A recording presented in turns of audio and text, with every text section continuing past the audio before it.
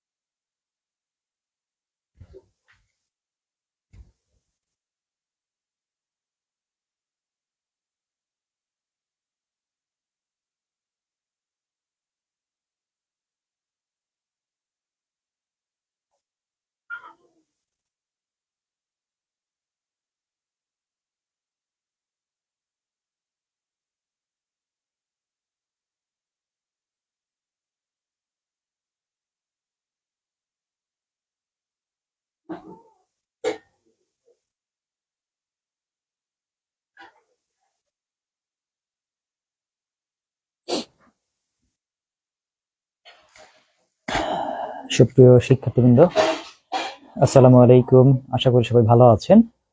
আমরা যথারীতি গতকালকে মতো আজকেও আবার ক্লাসে হাজির হয়েছে আপনাদের সাথে। যারা যারা যুক্ত হয়েছেন ক্লাসে একটু জানাবেন আমার কথা এবং বোর্ড ক্লিয়ারলি দেখা এবং শোনা যাচ্ছে কিনা, আমাকে দেখা যাচ্ছে কিনা এবং আমার বোর্ড দেখা যাচ্ছে কিনা এবং আমার কথা শোনা যায় কিনা একটু জানাবেন। আমরা ক্লাসটা শুরু করে দিব। একটু সবাই যারা যারা যুক্ত হয়েছি আমাকে ক্লিয়ার দেখা বা বোর্ড দেখা এবং শোনা যাচ্ছে কিনা একটু জানাবেন। শোনা যায় কিনা এবং দেখা যায় কিনা বোর্ড ক্লিয়ার একটু জানাবেন। আমরা মূল ক্লাসে চলে যাব। একটু সবাই জানাই যে শোনা এবং দেখা যায় কিনা, শোনা যাচ্ছে কিনা এবং বোর্ড ক্লিয়ার দেখা যাচ্ছে কিনা।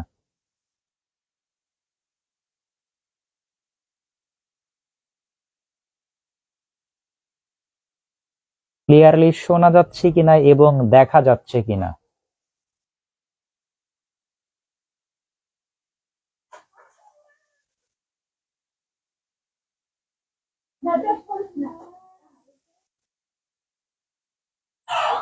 একটু জানাবেন।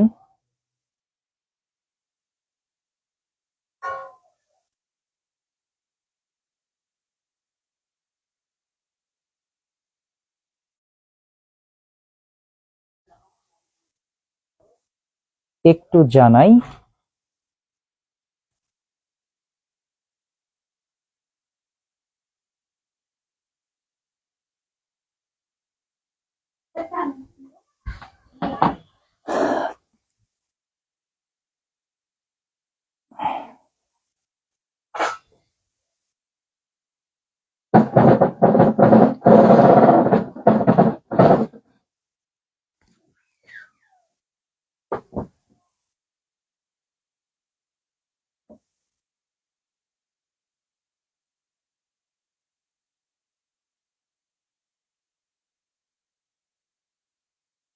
আচ্ছা, ঠিক আছে না? সবকিছু ঠিক আছে তো? All clear?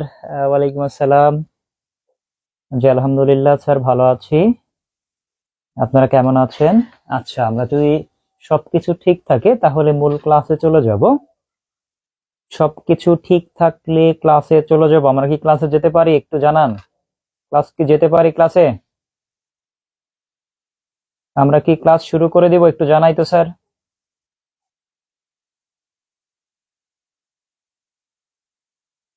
আমরা কি ক্লাস কি শুরু করে দিব?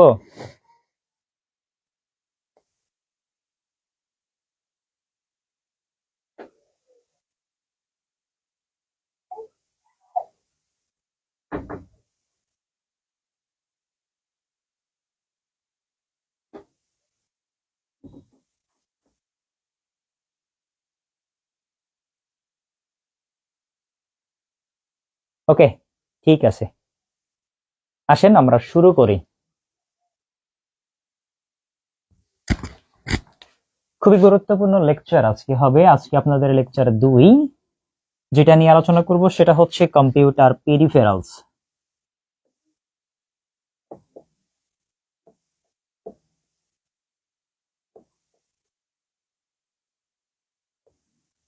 আমরা আজকে পড়বো হলো কম্পিউটার পেরিফেরালস। লিখি কম্পিউটার পেরিফেরালস। দেখতে তো কোনো সমস্যা হচ্ছে না, তাই না? দেখা যায় তো, সব সমস্যা তো হচ্ছে না, তাই না?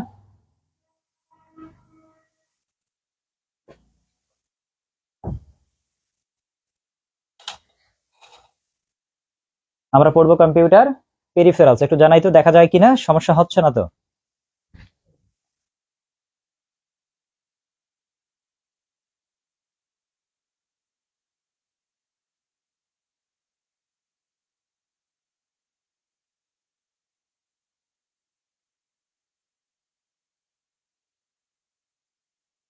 ওকে, ঠিক আছে স্যার, আসেন আমরা লিখি কম্পিউটার পেরিফেরাল। দেখেন, কম্পিউটার পেরিফেরাল আপনাকে বুঝতে গেলে অবশ্যই কোনো একটা হার্ডওয়্যার সম্পর্কে আপনার ধারণা থাকতে হবে। প্রথমত আমরা হার্ডওয়্যারটা কি এটা দেখবো, এরপরে আমরা আসবো কম্পিউটার পেরিফেরালসে।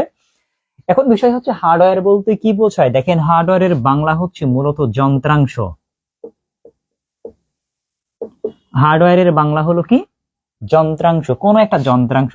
তার মানে কোন একটা যন্ত্রাংশ, যার অর্থ আমি বলতে পারি ডিভাইসও বলতে পারি, কোন একটা ডিভাইসও বলতে পারি, কোন একটা যন্ত্রাংশ হইতে পারে। তার মানে হার্ডওয়্যার মূলত কোন একটা যন্ত্রাংশ। দেখেন, হার্ডওয়্যারকে আমরা নরমালি আমরা দেখতে পাই, তাই না? তার মানে হার্ডওয়্যার কি দেখা যায়? দেখা যায়।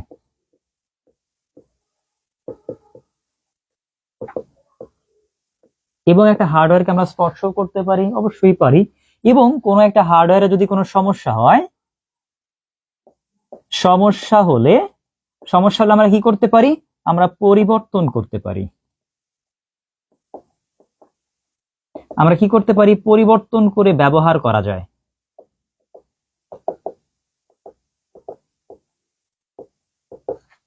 তার মানে হার্ডওয়্যার বলতে দেখেন কোন একটা যন্ত্রাংশকে বোঝাইলাম বা কোন একটা ডিভাইসকে বোঝাইলাম, যেটাকে আমরা নরমালি আমি দেখতে পাবো, আমি স্পর্শ করতে পারবো, এবং কোনো সমস্যা যদি হয় সেটাকে আমরা পরিবর্তন করে কি করতে পারি? ব্যবহার করতে পারি। তাহলেই তাদেরকে আমরা বলতে পারি কি? হার্ডওয়্যার। তার মানে হার্ডওয়্যার হওয়ার শর্ত হচ্ছে মূলত 3টা শর্ত থাকতেই হবে। প্রথমত দেখতে হবে, তার মানে দেখা যাবে। দ্বিতীয়ত সেটাকে আমি ফিজিক্যালি স্পর্শ করতে পারবো, ধরতে পারবো বা টাচ করতে পারবো, এবং কোনো সমস্যা যদি হয় ওইটার, সেটাকে আমি চাইলে রিপ্লেস করে ওইটার পরিবর্তে অন্য একটা পার্টস বা অন্য একটা হার্ডওয়্যার আমি ওইটাকে ওখানে বসায় ব্যবহার করতে পারবো। তার মানে হার্ডওয়্যার বলতে যেটা বোঝাইলাম, আমরা লিখতে পারি, লিখেন হার্ডওয়্যারের সংজ্ঞা লিখেন। হার্ডওয়্যার এক ধরনের যন্ত্রাংশ। আমরা লিখবো হার্ডওয়্যার এক ধরনের যন্ত্রাংশ যা দেখা যায়, স্পর্শ করা যায় এবং পরিবর্তন করে ব্যবহার করা যায়। হার্ডওয়্যার এক ধরনের যন্ত্রাংশ যা দেখা যায়, লিখি সবাই, হার্ডওয়্যার এক ধরনের যন্ত্রাংশ যা দেখা যায়, স্পর্শ করা যায় এবং প্রয়োজনে পরিবর্তন করে ব্যবহার করা যায়, তাকে হার্ডওয়্যার বলে। হার্ডওয়্যার এক ধরনের যন্ত্রাংশ যা দেখা যায়, হার্ডওয়্যার এক ধরনের যন্ত্রাংশ যা দেখা যায়, স্পর্শ করা যায় এবং প্রয়োজনে পরিবর্তন করে ব্যবহার করা যায়, এবং যা প্রয়োজনে পরিবর্তন করে ব্যবহার করা যায়। লিখেছি, জানাই তো। আমি আবারও বলি, হার্ডওয়্যার এক ধরনের যন্ত্রাংশ যা দেখা যায়, স্পর্শ করা যায় এবং প্রয়োজনে পরিবর্তন করে ব্যবহার করা যায়। একটু জানাবেন, লেখা হলে একটু জানাবেন, আপনাদের কমেন্টস দেখতে হয় মাঝে মাঝে, এই কারণে একটু মোবাইলের স্ক্রিনে আসি। ওকে, ঠিক আছে। তো তাহলে আমরা দেখলাম হার্ডওয়্যার জিনিসটা, দেখলাম হার্ডওয়্যার হচ্ছে কোন একটা যন্ত্রাংশ দেখলাম বা ডিভাইস দেখলাম, যাকে আমরা দেখতে পাই, স্পর্শ করতে পারি এবং প্রয়োজনে পরিবর্তন করে আমরা ব্যবহার করতেও পারি, সেটাকে আমরা বলছি হার্ডওয়্যার। যেমন ধরেন, হার্ডওয়্যার বলতে আমরা বিভিন্ন ধরনের হার্ডওয়্যার পাই, যেমন মোবাইলের ক্ষেত্রে বিভিন্ন হার্ডওয়্যার পাওয়া যায়, কম্পিউটারের ক্ষেত্রে হার্ডওয়্যার পাওয়া যায়, বিভিন্ন গাড়ির ক্ষেত্রে বিভিন্ন পার্টস থাকে, সেগুলোকে আমরা হার্ডওয়্যার বলতে পারি। এখন কথা হচ্ছে, যেহেতু আমি কম্পিউটার পড়তেছি, তার মানে কম্পিউটারের যন্ত্রপাতি নিয়ে আপাতত আলোচনা করি, তাই না? তার মানে আমি বলতে পারি, দেখেন আমি বলতে পারি সিপিইউ, এইটা একটা হার্ডওয়্যার। আমি বলতে পারি মাইক্রো প্রসেসর, এইটা একটা হার্ডওয়্যার। আমি বলতে পারি মাদারবোর্ড, এইটা একটা হার্ডওয়্যার। আমি বলতে পারি মেমোরি, এইটা একটা হার্ডওয়্যার। এছাড়াও আমি কি বলতে পারি, আমি বলতে পারি কিবোর্ড, এইটা একটা হার্ডওয়্যার। তার মানে বিভিন্ন হার্ডওয়্যার আমরা জানি, যেমন আমি লিখে রাখতে পারি, একটা বলেছি সিপিইউ, আমি একটা বলেছি মাইক্রো প্রসেসর, আমি একটা বলেছি মাদারবোর্ড, আমি একটা বলেছি কম্পিউটারের ক্ষেত্রে মেমোরি, আমি একটা বললাম কি কিবোর্ড। আমি আরো বলতে পারি, আমি যদি বলতে পারি মাউস, মাউস একটা হার্ডওয়্যার। তার মানে হার্ডওয়্যার মূলত এই জিনিসটা একটু লিখে নি, হার্ডওয়্যার উদাহরণটা একটু লিখে নি। যেমন আমি কি বললাম, সিপিইউ বললাম, মাইক্রো প্রসেসর বললাম, মাদারবোর্ড বললাম, মেমোরি বললাম, কিবোর্ড বললাম, মাউস বললাম। একটু লিখি সবাই, হার্ডওয়্যারটা কি একটু লিখে রাখি, হার্ডওয়্যারটা কি একটু লিখে রাখি আমরা, যে হার্ডওয়্যারটা কি। লিখা হলে অবশ্যই কমেন্টসে জানাবেন, লিখা হলে কমেন্টসে জানাবেন। জি স্যার, র্যাম, হার্ড ডিস্ক সবই হার্ডওয়্যার। মেমোরি বলতেই র্যাম, কারণ র্যাম তো একটা মেমোরি, হার্ড ডিস্ক কি মেমোরি না? তার মানে আমি মেমোরি বলেই ফেলছি, তার মানে আমি স্পেসিফিক ভাবে না বললেও সরাসরি আমি বলতে পারি। ওকে, আসেন মুছে দিলাম।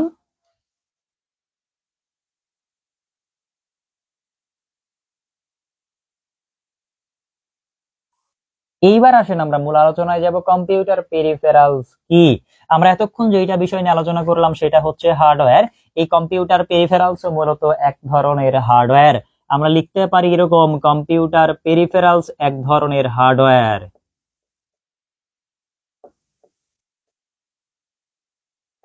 কম্পিউটার পেরিফেরালস এক ধরনের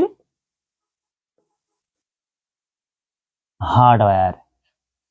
তার মানে কম্পিউটার পেরিফেরালস বলেছে এক ধরনের হার্ডওয়্যার, তার মানে হার্ডওয়্যার যেইটা সেটাই কম্পিউটার পেরিফেরালস। মানে তাদের গঠন বা জিনিসটা এক কথায় যা হার্ডওয়্যার সেইটাই কি কম্পিউটার পেরিফেরালস। তার মানে কম্পিউটার পেরিফেরালস মূলত এক ধরনের হার্ডওয়্যার। তার মানে কম্পিউটার পেরিফেরালস যেটা আমি বলবো সেটা মূলত একটা হার্ডওয়্যার পড়বো। এখন কথা হচ্ছে, এই কম্পিউটার পেরিফেরালস মূলত কম্পিউটারের অতিরিক্ত ডিভাইসকে বলা হয়। কম্পিউটার পেরিফেরাল আর একটা বিশেষ গুণ হচ্ছে, কম্পিউটার পেরিফেরালস হচ্ছে কম্পিউটারের সাথে সংশ্লিষ্ট বা কম্পিউটারের সাথে যুক্ত অতিরিক্ত ডিভাইস। তার মানে কম্পিউটারের সাথে সংশ্লিষ্ট বা সংযুক্ত অতিরিক্ত ডিভাইস, কম্পিউটারের সাথে সংশ্লিষ্ট অতিরিক্ত ডিভাইস, এই অতিরিক্ত ডিভাইসকে আমরা কি বলবো? Computer peripherals. তার মানে কম্পিউটারের যে অতিরিক্ত ডিভাইস আমরা ব্যবহার করি, কম্পিউটারের সাথে কেন ব্যবহার করি? মূলত কাজ হচ্ছে তথ্যের আদান প্রদান করার জন্য। সেই অতিরিক্ত ডিভাইস গুলাকেই বলা হয় কম্পিউটার পেরিফেরালস। একটু সংজ্ঞা লিখে নেন, কম্পিউটার পেরিফেরালস এর আমরা সংজ্ঞা লিখব, কম্পিউটারের সাথে সংশ্লিষ্ট বা সংযুক্ত অতিরিক্ত ডিভাইস সমূহকে বলা হয় কম্পিউটার পেরিফেরালস। লিখেন, কম্পিউটারের সাথে সংশ্লিষ্ট বা সংযুক্ত অতিরিক্ত ডিভাইস সমূহকে বলা হয় কম্পিউটার পেরিফেরালস। আমরা লিখি, কম্পিউটারের সাথে সংশ্লিষ্ট বা সংযুক্ত অতিরিক্ত ডিভাইস সমূহকে বলা হয় কম্পিউটার পেরিফেরালস। লিখেন, কম্পিউটারের সাথে সংশ্লিষ্ট, একটু লিখি, কম্পিউটারের সাথে সংশ্লিষ্ট বা সংযুক্ত অতিরিক্ত ডিভাইস সমূহকে বলা হয় কম্পিউটার পেরিফেরালস। লিখলে অবশ্যই জানাবো। ওকে, এখন কথা হচ্ছে, আসেন একটু কম্পিউটার একটা বুঝি আগে। অতিরিক্ত ডিভাইস গুলাকে যদি আমি কম্পিউটার পেরিফেরাল বলতে পারি, তাহলে অতিরিক্ত ডিভাইস গুলা কোনগুলা? আসেন,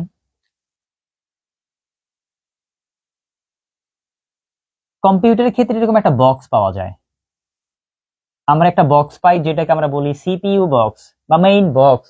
ওইটা ছাড়া কম্পিউটার কিন্তু কল্পনা করা সম্ভব নয়। দেখেন, এইটার সাথে একটা মনিটরকে যখন আমি সংযুক্ত করি, তার মানে মনিটর সংযুক্ত না হলে এইটাই মূলত কম্পিউটার। মনিটর কিন্তু একটা কম্পিউটার নয়, সেটা অতিরিক্ত ডিভাইস হিসেবে আমরা কল্পনা করতে পারি।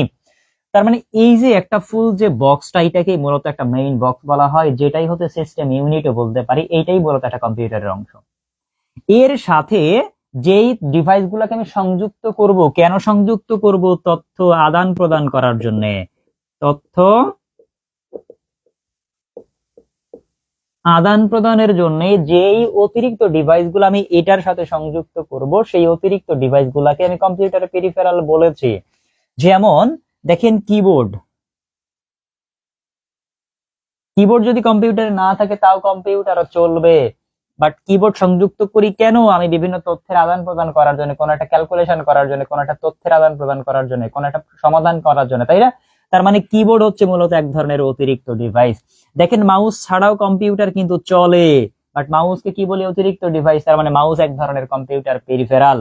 তার মানে এরকম অনেক ডিভাইস আছে যে ডিভাইস ছাড়াও কম্পিউটার কিন্তু কল্পনা করা সম্ভব, কম্পিউটার চালনা করাও সম্ভব। বাট এইগুলা কেন আমি যুক্ত করি? কারণ তথ্যগুলো আদান প্রদান করার জন্য, একটার সাথে আরেকটা কম্পেয়ার করার জন্য, আদান প্রদান করার জন্য, প্রসেসিং করার জন্য, অর্থাৎ প্রক্রিয়াকরণ করার জন্য, এটাকে আমরা বলবো কম্পিউটার পেরিফেরালস। কথা কি বোঝাচ্ছি কিনা জানান তো স্যার, কম্পিউটার পেরিফেরাল বুঝলাম কিনা?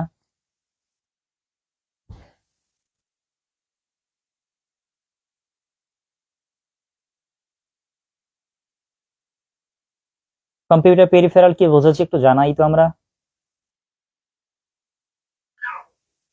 ওকে, ঠিক আছে।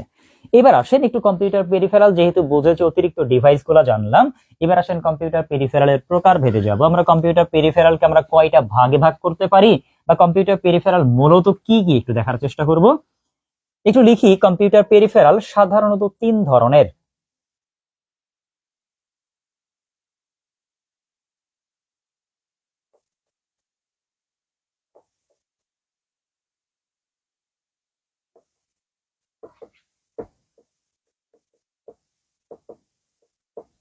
আমি বললাম কম্পিউটার পেরিফেরাল কয় ধরনের? 3 ধরনের আমি কম্পিউটার পেরিফেরাল পাই। নাম্বার 1 আমরা জানি ইনপুট ডিভাইস, আমরা জানি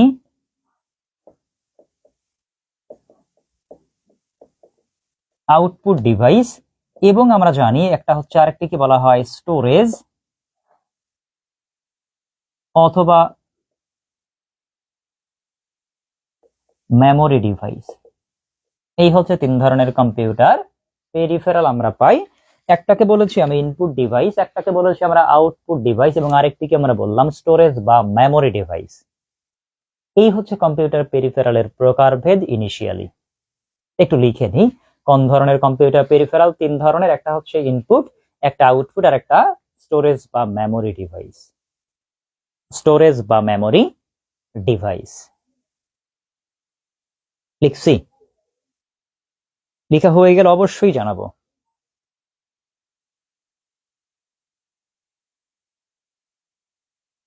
লিখেছি কিনা একটু জানাই তো। ওকে, এবার আসেন দেখেন কিছু কিছু জায়গায় বা কোনো কোনো টিচার আপনার এইটা বলতে পারে কম্পিউটার পেরিফেরাল 3 ধরনের, ঠিক আছে। বাট অনেক অনেক ক্ষেত্রে এরকম বলা হয়, অনেকে এরকম বলে একটা হচ্ছে ইনপুট, আউটপুট, এবং আরেকটি হচ্ছে ইনপুট আউটপুট ডিভাইস। এমনটা কিন্তু বলতে পারে, বাট নর্মালি কিন্তু কম্পিউটার পেরিফেরাল 3 ধরনের মধ্যে ইনপুট আউটপুট দুইটা ঠিক আছে, বাট আরেকটিকে ইনপুট আউটপুট উভয় ডিভাইস বলা যায় না, আরেকটিকে বলা হয় স্টোরেজ বা মেমোরি ডিভাইস। বাট এক সেন্সে ইনপুট আউটপুট ডিভাইস বা মেমোরি ডিভাইস একই ধরনের হতে পারে। কিভাবে হতে পারে দেখেন, ইনপুট আউটপুট বলতে কি বোঝায়? ইনপুট বলতে আমি তথ্য রাখতে পারবো, ইনপুট করা কি তথ্য জমা করা, তাই না? এবং ওইখান থেকে আমি নিতে পারবো। তার মানে সেটাই দেখেন, একটা মেমোরি থেকেও আমি মেমোরিতে তথ্য জমা রাখতে পারি, ওইখান থেকে তথ্য নিতে পারি। এক সেন্সে ইনপুট আউটপুট ডিভাইসকে কিন্তু কম্পিউটারের মেমোরিও বলা যায়। আর যখন রিটেনে লিখতে হয় কম্পিউটার পেরিফেরাল, তখন আমরা বলবো কি একটা ইনপুট, একটা আউটপুট, আর একটা কি স্টোরেজ বা মেমোরি ডিভাইস। স্টোরেজ বা মেমোরি ডিভাইস। বিষয় কি ক্লিয়ার?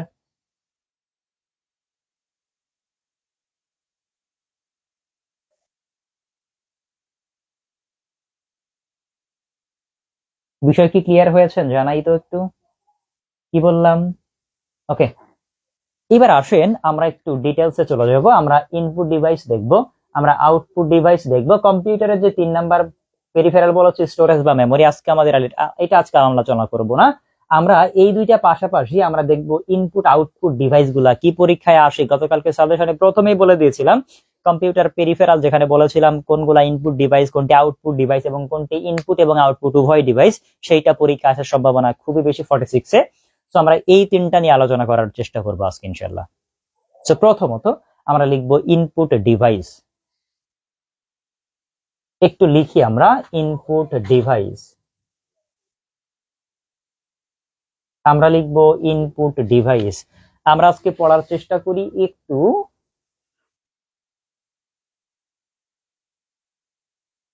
লিখেন ইনপুট ডিভাইস। দেখেন ইনপুট বলতে কি দেয়া, তাই না? ইনপুট মানে কি তথ্য দেয়া, তাই না? তার মানে ইনপুট ডিভাইস মানে কি যে ডিভাইসের মাধ্যমে আমি তথ্য দিতে পারবো, যেই ডিভাইসের মাধ্যমে কি করতে পারবো তথ্য আমি দিতে পারবো। কি কেন দিতে পারবো, তার দেওয়ার কারণটা কি, কেন দিব? তথ্য আমি প্রক্রিয়াকরণ করার উদ্দেশ্যে দিব। তথ্য কি করব আমরা? প্রক্রিয়াকরণ করার উদ্দেশ্যে আমি তথ্য দিব। ধরে নিলাম 2 + 2 = 4। তার মানে এই যে ইনপুটটা আমি দিলাম, এই ইনপুটটা আমি যেই যন্ত্রের সাহায্যে দিলাম, যেই যন্ত্রের সাহায্যে দিলাম সেটাকে আমরা বলবো ইনপুট ডিভাইস। অর্থাৎ এইটা আমি কিভাবে দিতে পারি? আমি কিবোর্ড থেকে টাইপ করে দিতে পারি। তার মানে কিবোর্ড কি ইনপুট ডিভাইস নয়? অবশ্যই ইনপুট ডিভাইস। তো আমরা ইনপুট ডিভাইস বলতে এটা বোঝাবো। লিখবেন তথ্য প্রক্রিয়াকরণের উদ্দেশ্যে যে ডিভাইস দ্বারা তথ্য প্রদান করা যায়। লিখেন তথ্য প্রক্রিয়াকরণ করার উদ্দেশ্যে, তথ্য প্রক্রিয়াকরণ লিখে রাখেন, তথ্য প্রক্রিয়াকরণ করার উদ্দেশ্যে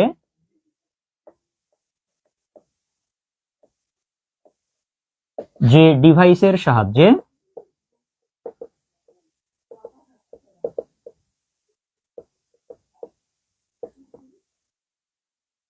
তথ্য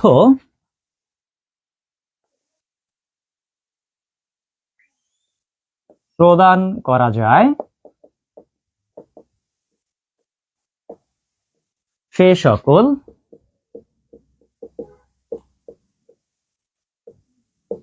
ডিভাইস সমূহকে ইনপুট ডিভাইস বলে। তার মানে তথ্য প্রক্রিয়াকরণ করার উদ্দেশ্যে, কেন আমি তথ্য দিব কেন? অবশ্যই সমাধান করার জন্য।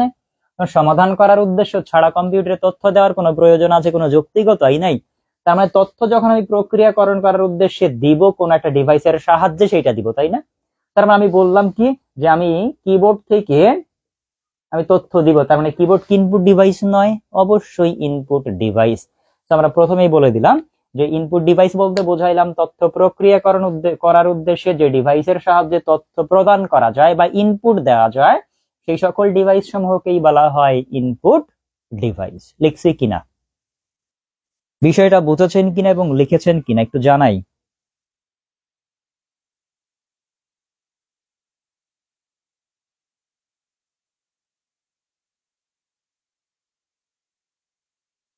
লিখেছি?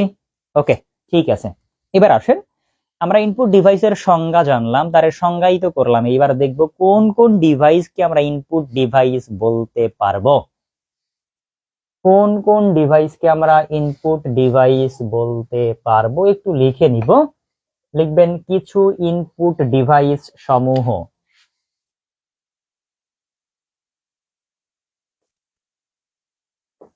কিছু ইনপুট ডিভাইস সমূহ। আমরা দেখব কোন কোন ডিভাইসকে আমরা ইনপুট ডিভাইস হিসেবে গণনা করতে পারি বা কাউন্ট করতে পারি। লিখেন কিছু ইনপুট ডিভাইস সমূহ। কিছু ইনপুট ডিভাইস সমূহ। দেখেন নাম্বার 1,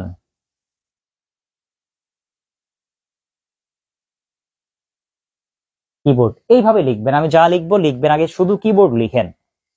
আমি বলেছি প্রথম নাম্বার বলেছি আমরা কিবোর্ড, তার মানে কিবোর্ড থেকে তথ্য দেয়া যায় প্রক্রিয়াকরণ করার উদ্দেশ্যে, তার মানে কিবোর্ডকে আমরা বললাম ইনপুট ডিভাইস। দেখেন এই কিবোর্ডকে কয়েকটা নামে প্রকাশ করি আমরা। কিবোর্ডকে কি কি বলা যায়?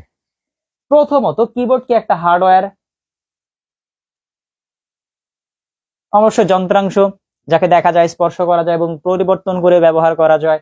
তার মানে কিবোর্ডকে প্রথমত আমি বলতে পারি হার্ডওয়্যার বলতে পারি। দেখেন কিবোর্ডকে আমি বলতে পারি কম্পিউটার পেরিফেরাল।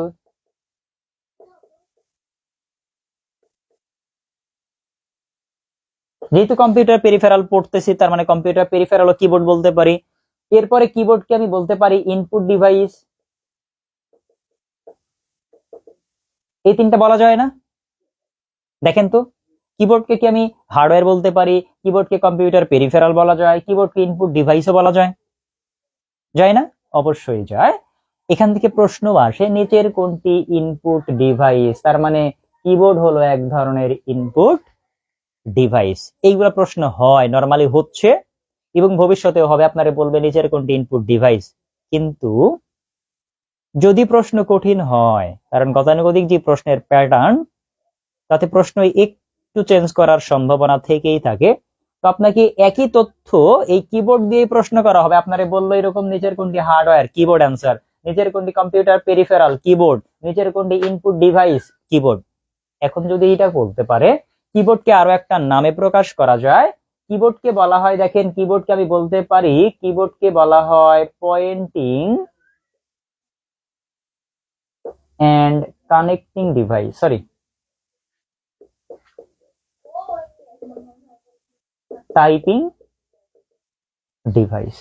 তার মানে কিবোর্ডকে আমি একেবারে হার্ডওয়্যার বললাম, কম্পিউটার পেরিফেরাল বললাম, কম্পিউটারের ক্ষেত্রে ইনপুট ডিভাইস বললাম, পাশাপাশি একটা স্পেশাল নাম আমি কি বললাম, কিবোর্ডকে বলা হয় পয়েন্টিং এন্ড টাইপিং ডিভাইস। যদি প্রশ্ন কখনো কঠিন হয় তাহলে আপনার এইটা দিয়ে প্রশ্ন করা হবে নিচের কোনটি পয়েন্টিং এন্ড টাইপিং ডিভাইস, তার মানে কিবোর্ডকে আমরা বললাম পয়েন্টিং এন্ড টাইপিং ডিভাইস। প্রশ্ন যদি একটু আনকমন বা একটু গতানুগতিক ধারার বাইরে যদি প্রশ্ন করে, আপনারা বলবে নিচের কোনটি pointing and typing device, answer কি কিবোর্ড। অথবা সরাসরি বলতে পারে নিচের কোনটি ইনপুট ডিভাইস, কিবোর্ড, নিচের কোনটি কম্পিউটার পেরিফেরাল, কিবোর্ড, নিচের কোনটি হার্ডওয়্যার, সেটাও কিবোর্ড। বুঝেছি কিনা বা লেখা হয়েছে কিনা?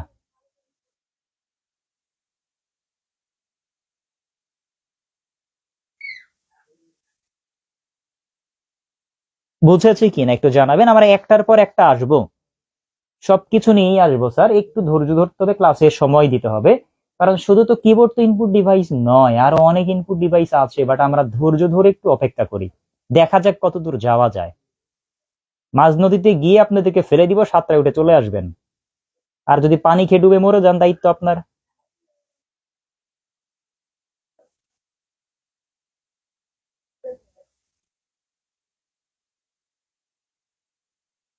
আচ্ছা ঠিক আছে, আসেন আমরা পরে যাই। তাহলে আমরা কিবোর্ডটা দেখলাম, এবার আসেন একটু অন্যদিকে যাই। ইনপুট ডিভাইস আরো কি কি ইনপুট ডিভাইস আছে একটু দেখার চেষ্টা করি। আসেন, দেখেন আমি বলতে পারি মাউস, আমি বলতে পারি টাচ প্যাড, আমি বলতে পারি ডিজিটাইজার, আমি বলতে পারি লাইট পেন,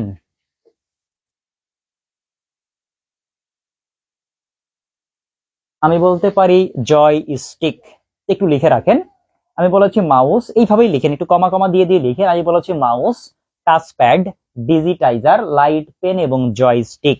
আমরা প্রত্যেকটা ডিটেলস আলোচনা করব, বাট পরে, এটা পরে আপাতত লিখে রাখি, কোনটা কি জেনে রাখবো, এর পরে এদের ডিটেলস আলোচনা করার চেষ্টা করব। প্রথমে আমি কি বলেছি, মাউস বলেছি, আমি বলেছি টাচ প্যাড, আমি বলেছি ডিজিটাইজার, আমি বলেছি লাইট পেন এবং আমি বলেছি জয় স্টিক। লিখেছে কিনা একটু দেখেন, আগে জানান লিখছেন কিনা।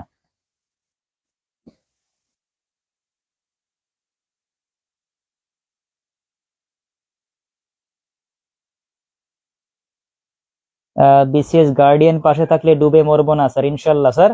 আপনি যদি সাঁতার জানেন অবশ্যই আপনি ডুবে মরবেন না। সাঁতার না জানলে গার্ডিয়ান আপনারে বাঁচাইতে আসবে না, তাই না? বা আমিও বাঁচাইতে আসবে না, সাঁতার আপনারই শিখতে হবে। এক কথায় টিচাররা আপনারে রাস্তা দেখিয়ে দিবে, আপনারে বলবে স্যার এই রাস্তায় আপনি চলেন, তাহলে আপনি সফলতা আসবে দ্রুত, বা আপনি সামনে গেলে কিছু একটা পাবেন, ভালো কিছু। মানে আপনাকে পথ চলতে হবে, আপনাকেই, কিন্তু টিচার আপনারে পথ চলে দিবে না। আচ্ছা আসেন, তাইলে আমি বলেছি কি, আমি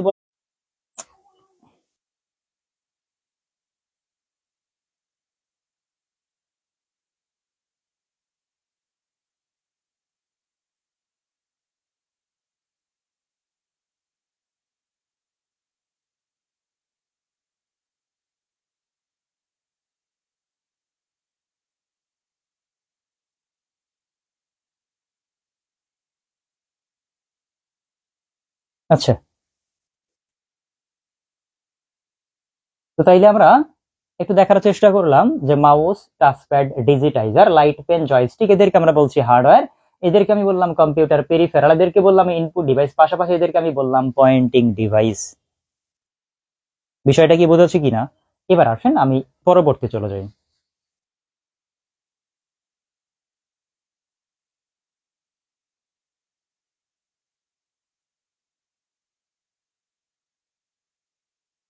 এইবার আসেন আমি লিখব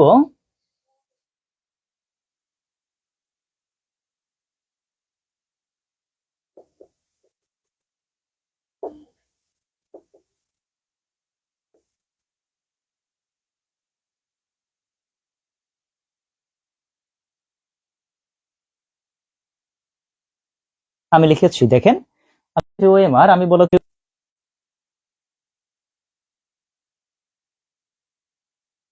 একটু দেখেন স্যার, আমি বলেছি দেখেন, আমি এবার লিখেছি হচ্ছে ওএমআর, আমি লিখেছি ওসিআর,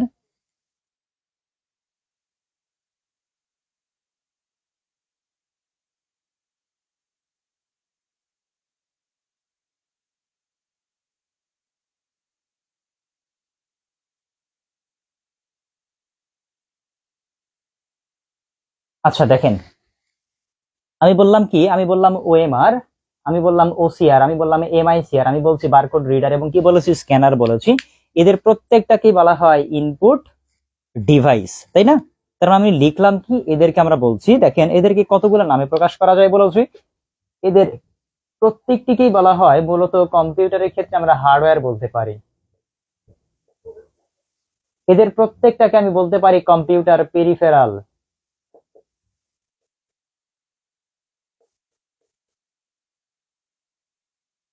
এদের প্রত্যেকটাকে আমি বলবো ইনপুট ডিভাইস, এবং পাশাপাশি এই তিনটা নাম ছাড়াও এদের প্রত্যেকটিকে আমি বলবো হলো স্ক্যানিং ডিভাইস। এদের প্রত্যেকটাকে আমি বলতে পারি স্ক্যানিং ডিভাইস।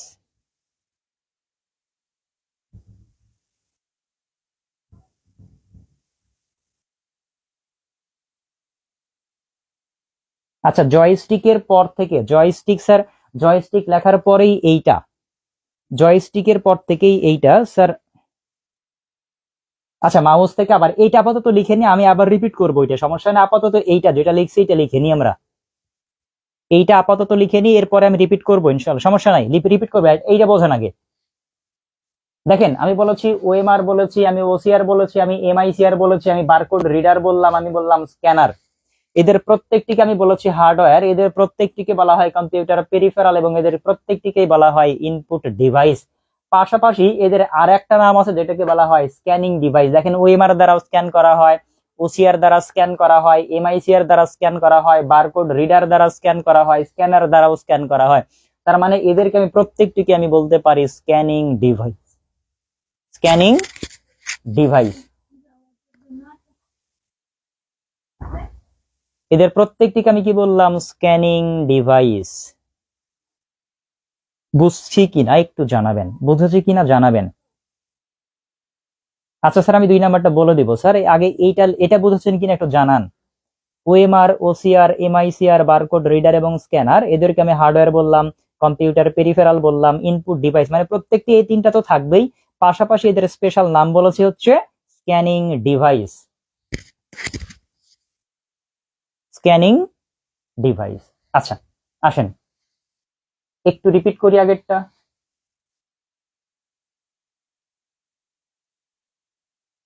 দেখেন আমি কি বলেছিলাম, আমি বলেছিলাম হচ্ছে মাউস,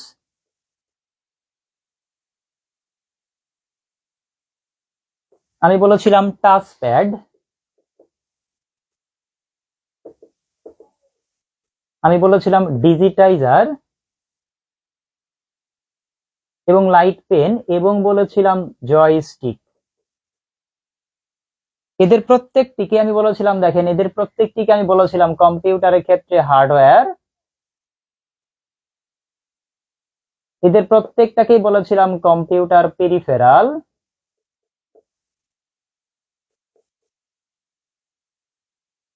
এদের প্রত্যেকটিকে আমি বলেছিলাম input device,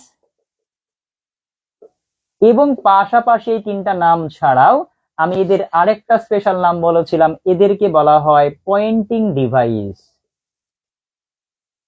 pointing device, but কিবোর্ডকে বলেছিলাম pointing and typing device, but এদেরকে শুধু পয়েন্টিং ডিভাইস বলা যাবে।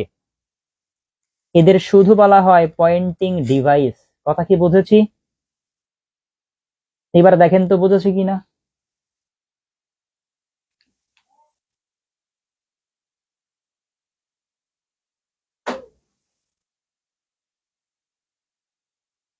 লিখেন, লিখছেন কিনা জানান।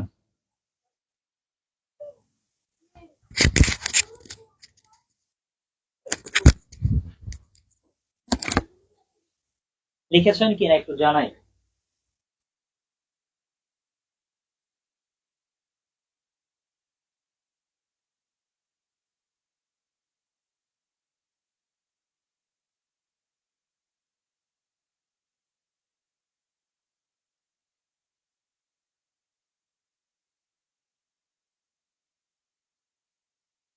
আচ্ছা, লিখছি কিনা স্যার এটা?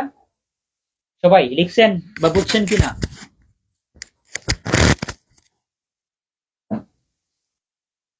ওকে, আসেন।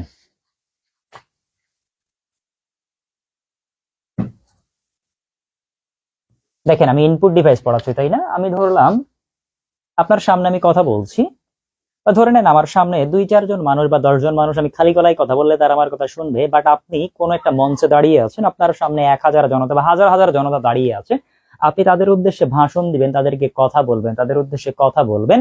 তো আপনার কথা কি তারা শুনতে পাবে পেছন থেকে? অবশ্যই শুনতে পাবে না।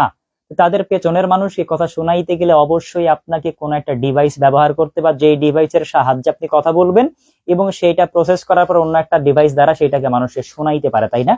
তার মানে আপনার সামনে যদি লাখো লাখো মানুষ বা হাজার হাজার মানুষ দাঁড়িয়ে থাকে, তখন আপনি কি করবেন? আপনি তাদেরকে শোনানোর জন্য অবশ্যই একটা মাইক্রোফোন ব্যবহার করবেন। আপনি তাই করি না? আমরা মাইক্রোফোন দিয়ে কথা বলি, মাইক্রোফোনে কথা বললে সেইটা কোন একটা স্পিকারে অর্থাৎ কোন একটা বক্স দ্বারা পেছনের মানুষ শুনতে পায়, তাই না?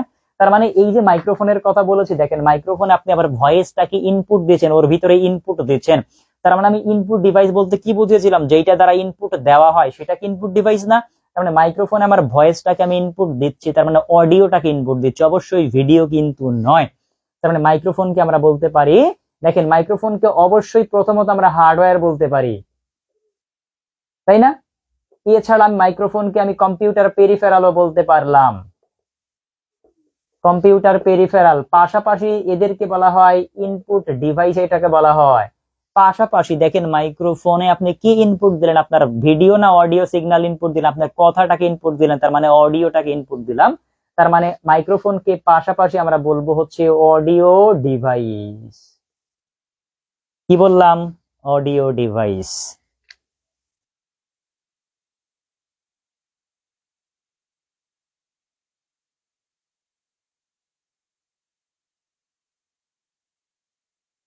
আচ্ছা, পয়েন্টিং এর কাজ কি জানতে চাচ্ছেন? আমি ডিটেলসে আসবো স্যার, আমি প্রত্যেকটা সবকিছুরই ডিটেলস আলোচনা করব, একটু ধৈর্য ধরেন, একটু ধৈর্য ধরে অপেক্ষা করেন। আমি মাইক্রোফোনটা বুঝলাম কিনা জানাই, যে মাইক্রোফোনকে আমি কি বললাম? মূলত হার্ডওয়্যার বললাম, এরপরে বললাম কম্পিউটার পেরিফেরাল, এরপরে আমি কি বললাম? এটাকে আমি বললাম হচ্ছে ইনপুট ডিভাইস, এবং পাশাপাশি এটাকে আমি অডিও ডিভাইস, কারণ এখানে আমি অডিও ইনপুট দিলাম, আমার ভয়েসটাকে ইনপুট দিলাম, তার মানে অবশ্যই এটাকে আমি অডিও ডিভাইস বলতে পারি। বিষয়টা কি ক্লিয়ার? ওকে, এবার আসেন, আমি যদি বলি এরকমটা, মাইক্রোফোন ছাড়া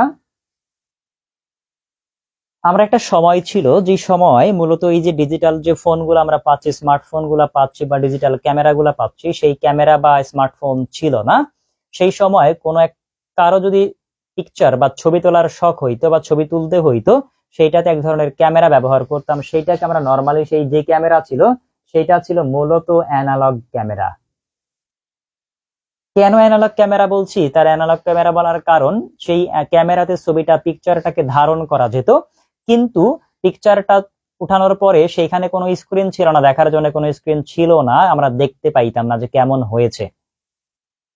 এখন কথা হচ্ছে ওইটাকে কখন দেখা যেত, সেটা কোনো একটা কম্পিউটারের ডিভাইসের সাথে কানেক্টেড করে তখন দেখা হইতো যে কেমন হয়েছে, এবং পাশাপাশি তখন সেটাকে প্রিন্ট করে আমাদেরকে দিত, এবং পাশাপাশি দেখেন ছবি দেওয়ার পরে আমাদেরকে নেগেটিভস দিত, ছোট্ট ছোট্ট পাতলা পেপারের মধ্যে, ছোট ছোট কাগজের মধ্যে মতো, মানে পেপারের মধ্যে দিত, নেগেটিভস দিত, ওইটাও ছবি একটা।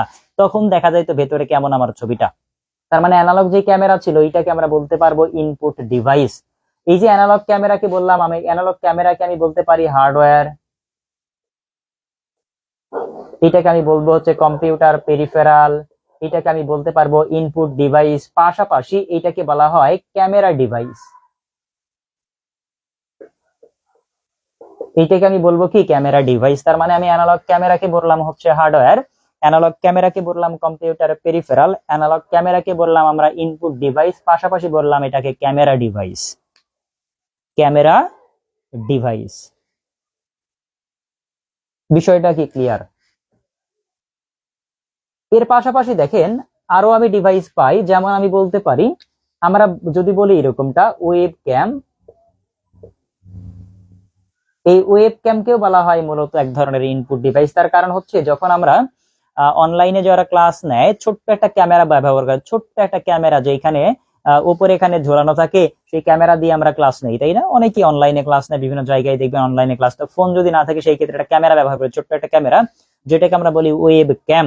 সেই ওয়েব ক্যাম দ্বারা আমি মূলত তথ্যটাকে আপনার ফিগার, আপনার চিত্রটা অথবা আপনার কথাটাকে ইনপুট হিসেবে নিচ্ছেন, ওইখানে কোনো স্ক্রিন থাকে না। তার মানে ওয়েব ক্যামকে বলা হয় ইনপুট ডিভাইস, এইটাকে আমরা বলবো হচ্ছে ইনপুট ডিভাইস। পাশাপাশি ওয়েব ক্যাম দ্বারা আপনার ফিগার অর্থাৎ আপনার চিত্রটা এবং অডিও দুইটাকেই ধারণ করা যায়। তার মানে ওয়েব ক্যামকে বলা হয় audio and video device. Web ক্যামকে আমি বলবো হচ্ছে ইনপুট ডিভাইস, আমি বলবো হার্ডওয়্যার, আমি বলবো কম্পিউটার পেরিফেরাল, পাশাপাশি এই তিনটার নামের পরে আমি স্পেশাল নাম কি বললাম, এটাকে আমরা বলবো audio and video device. Audio and video device.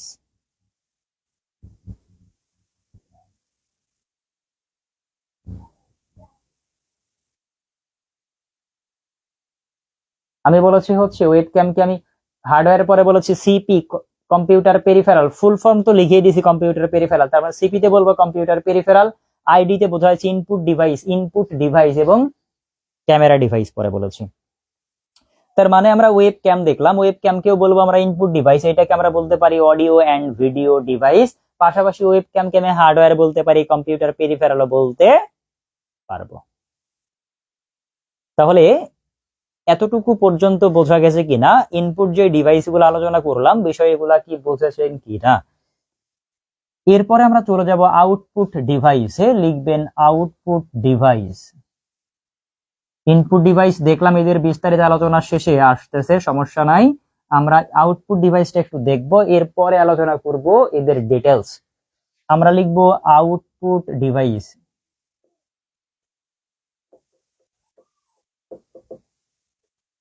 আমরা লিখব আউটপুট ডিভাইস, লিখেন আউটপুট ডিভাইস।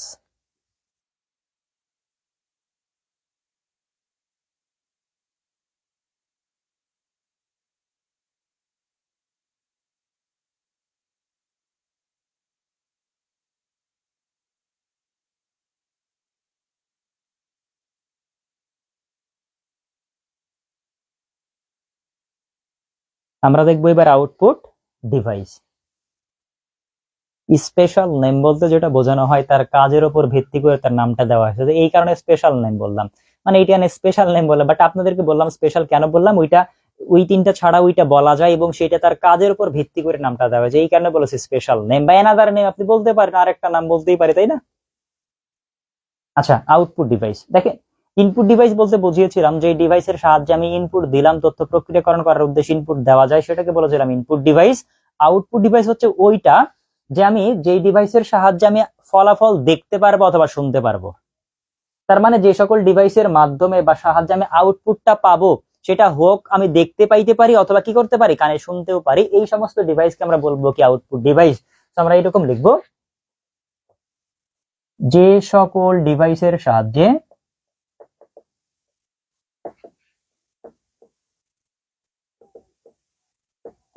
তথ্য বা ফলাফল আমি বলতে পারি। ফলাফল দেখা বা শোনা যায় সে সকল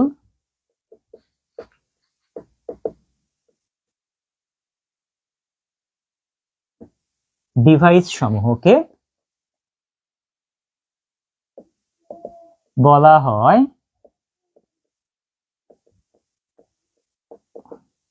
আউটপুট ডিভাইস। তার মানে আউটপুট ডিভাইস বলতে যে ডিভাইসের সাহায্যে আমি তথ্য দেখতে পারবো, অর্থাৎ রেজাল্টটা পাবো, রেজাল্ট আমি কোনো একটা স্ক্রিনে দেখতেও পারি অথবা কানেও শুনতে পারি, তার মানে এইটাকে আমি বলবো আউটপুট ডিভাইস।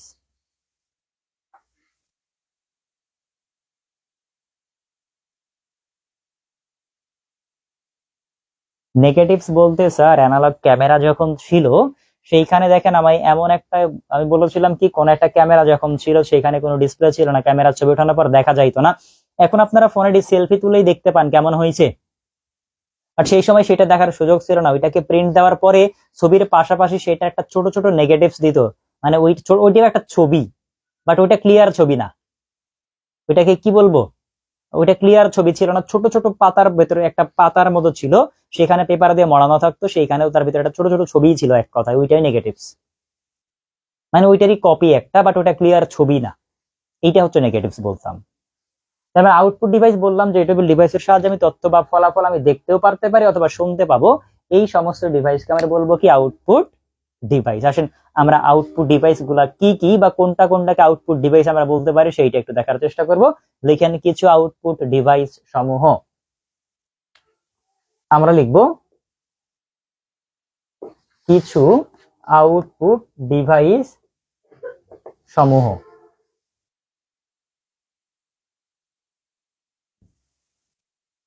লিখেন কিছু আউটপুট ডিভাইস সমূহ। কোন কোন ডিভাইসকে আমরা আউটপুট ডিভাইস বলতে পারি সেইটা একটু দেখার চেষ্টা করব।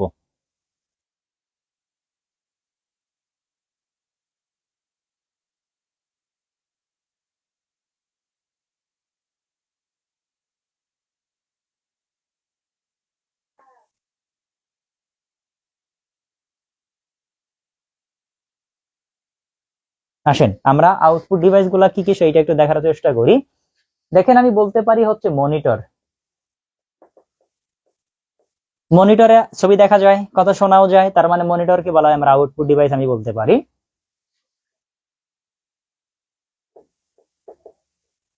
আমি বলতে পারি প্রিন্টার, তার মানে প্রিন্ট করার পরে সেটা কি ফলাফল পাই না, আউটপুট পাচ্ছি না, তার মানে প্রিন্টার একটা আউটপুট ডিভাইস। আমি বললাম প্লটার, প্লট করা হয়, গ্রাফ প্লট করার পর কি আউটপুট পাচ্ছি না, প্লট করার পর কি একটা রেজাল্ট পাচ্ছি না, তার মানে প্লটার হচ্ছে এক ধরনের আউটপুট ডিভাইস। দেখেন ওই যে মাইক্রোফোনে আপনি কথা বললেন, মাইক্রোফোনকে আমি ইনপুট ডিভাইস বলেছিলাম, মাইক্রোফোনে আপনি ভয়েসটাকে ইনপুট দিলেন, পাশাপাশি ওইটা শুনছিলাম কোথায়, শোনা গেছে কোথায়, একটা স্পিকারে শোনা যায়, একটা বক্সে শোনা যায় নাই, তার মানে স্পিকার। তার মানে স্পিকার হচ্ছে আউটপুট ডিভাইস। তার মানে আমি কি বললাম, একটা বলেছিলাম মনিটর, একটা বললাম প্রিন্টার, একটা বললাম প্লটার, একটা বললাম স্পিকার। দেখেন আমরা কানে হেডফোন দিয়ে গান শুনি, গান শুনি না, তার মানে শোনা যাচ্ছে, তার মানে হেডফোন এক ধরনের আউটপুট ডিভাইস। হেডফোন কি আউটপুট ডিভাইস। নরমালি যখন আমরা বিশ্বকাপ খেলা দেখি, ফুটবল খেলা আসে, আমরা বিভিন্ন রাস্তায় রাস্তায় একটা মোড়ে মোড়ে বিভিন্ন জায়গায় খেলা দেখাই, কিসের দ্বারা, প্রজেক্টর দ্বারা। তার মানে প্রজেক্টর দ্বারাও খেলার আউটপুট দেখানো যায়, তার মানে প্রজেক্টর হচ্ছে মূলত আউটপুট ডিভাইস।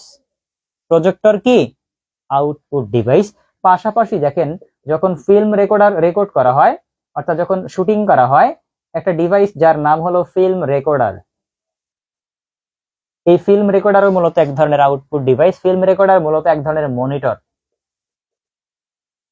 যার নাম বলা হয়েছে ফিল্ম রেকর্ডার, বাট এইটা নর্মাল হচ্ছে মনিটর। যখন ক্যামেরা দিয়ে ফটো শুট করা, ভিডিওটা শুট করা হয়, অবশ্যই দেখবেন পরিচালক বা ডিরেক্টর একটা জায়গাটা স্ক্রিনে তো সেটা দেখে কেমন হচ্ছে বা কি অবস্থা, তার মানে ওইটাকেই বলা হয় ফিল্ম রেকর্ডার নাম দেওয়া হয়েছে, বাট সেটা মূলত একটা মনিটর। এইটা হচ্ছে ফিল্ম রেকর্ডার, যা আউটপুট ডিভাইস।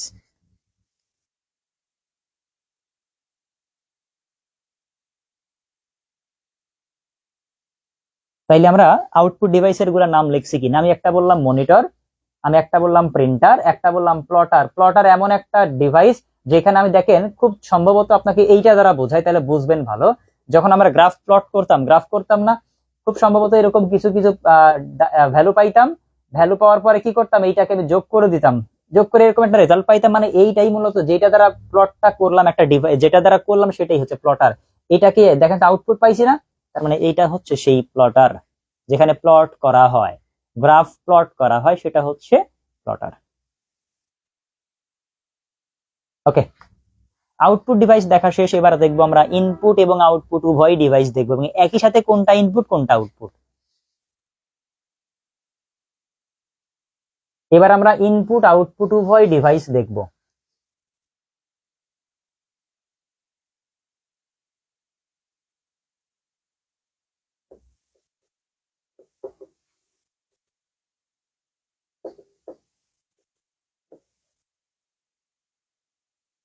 আমরা দেখব ইনপুট আউটপুট উভয় ডিভাইস। কোন ডিভাইসকে আমরা ইনপুট এবং আউটপুট একই সাথে ব্যবহার করতে পারি সেটা দেখব। অর্থাৎ দেখেন এখানে আমি যে এমন একটা ডিভাইস পাবো, যেই ডিভাইসে আমি ইনপুট দিব এবং ওই ডিভাইস থেকে আমি আউটপুটটাও দেখতে পাবো বা শুনতে পাবো। যদি আপনি এটা বলেন ফোনের ক্ষেত্রে, দেখেন ফোনের ক্ষেত্রে একটা টাচ স্ক্রিন পাওয়া যায়, টাচ স্ক্রিন, ফোনের একটা ডিসপ্লে আছে, এটা ধরে নেন এইটা ফোন, এটা ডিসপ্লে তার মানে এইখান থেকে তথ্যকে আমি ইনপুট দিতে পারি না, ইনপুট দিতে পারি এইখান থেকে, আবার এইখান থেকে ফলাফল পাই, তাই না? তার মানে এখান থেকে দেখতে পাই না। তার মানে এমন কিছু ডিভাইস পাওয়া যায় যেই ডিভাইসে আমি ইনপুট দিতে পারবো এবং ওই ডিভাইসের দ্বারাই আমি আউটপুটটাও দেখতে পাবো বা শুনতে পাবো। ওই সমস্ত ডিভাইসকে আমি বলবো কি ইনপুট আউটপুট উভয় ডিভাইস। আমরা সংজ্ঞা লিখি।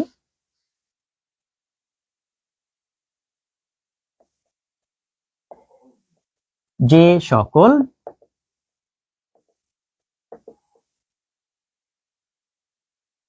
ডিভাইসের সাহায্যে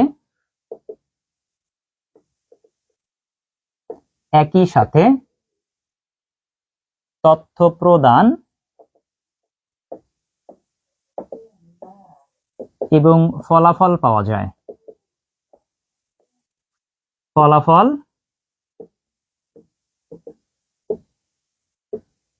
পাওয়া যায়, সে সকল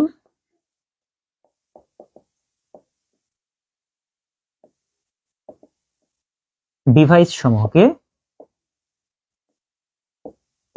বলা হয় ইনপুট আউটপুট ডিভাইস। লিখছি কিনা একটু দেখেন। আমি বললাম কি, যে সকল ডিভাইসের সাহায্যে একই সাথে তথ্য প্রদান এবং কি করা যায়, ফলাফল পাওয়া যায়, সেই সকল ডিভাইসকে আমি বলবো ইনপুট আউটপুট উভয় ডিভাইস।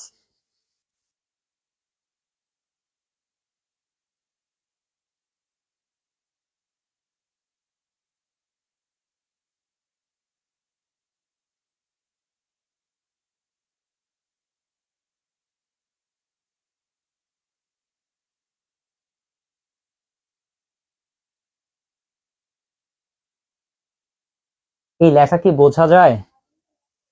লেখা কি ক্লিয়ার, কি বুঝতে পারেন স্যার আপনারা? লেখা কি দেখা যায় এবং বোঝা যায়? লেখা কি সমস্যা হয় দেখতে? লেখা কি বুঝতে সমস্যা হয়?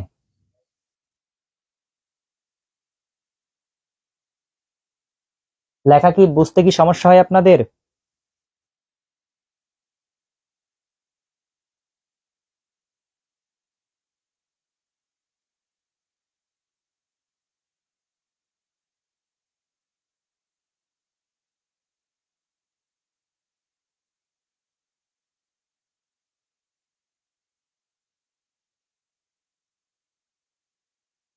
ওকে, ঠিক আছে। আমরা ইনপুট আউটপুট উভয় ডিভাইস কি এইটা জানার চেষ্টা করলাম। এবার আসেন এদের কোন ডিভাইসকে আমরা ইনপুট আউটপুট উভয় ডিভাইস বলতে পারি একটু লিখবো। কিছু ইনপুট আউটপুট উভয় ডিভাইস সমূহ, কিছু ইনপুট আউটপুট উভয় ডিভাইস সমূহ। স্যার হেডফোন বলতে যেটা বোঝানো হয়েছে, হেডফোনে একটা ফিচার দেওয়া হয়েছে সেটা কথা বলার জন্য, তাই না? ওইটা ঠিক আছে, বাট হেডফোন যেটা কানের মধ্যে দিয়ে ওইটাকে নর্মালি ওইটাই হচ্ছে হেডফোন। বাট আপনাকে কথা বলতে হবে, বলতে পারতেই হবে, সবগুলাতে তা তো না, তাই না? ওইটা কানে শুনতে পাচ্ছি, তাই না? এটাই হচ্ছে মূলত আউটপুট। আসেন আমরা ইনপুট আউটপুট উভয় ডিভাইস দেখার চেষ্টা করি। দেখেন আমরা কাদেরকে বলতে পারি। এই যে ফোনের ক্ষেত্রে আমি বললাম কি টাচ স্ক্রিন, এইটা হচ্ছে এখানে ইনপুট দেওয়া যায় আউটপুট পাওয়া যায়, যেটা ফোনের ডিসপ্লে এটা টাচ স্ক্রিন, এইটাকে আমি বলতে পারি ইনপুট আউটপুট উভয় ডিভাইস। পাশাপাশি দেখেন আমি পেন ড্রাইভ বলতে পারি, পেন ড্রাইভ, তার মানে পেন ড্রাইভে তথ্য রাখাও যায় নেওয়াও যায়, তার মানে ইনপুট আউটপুট উভয় ডিভাইস।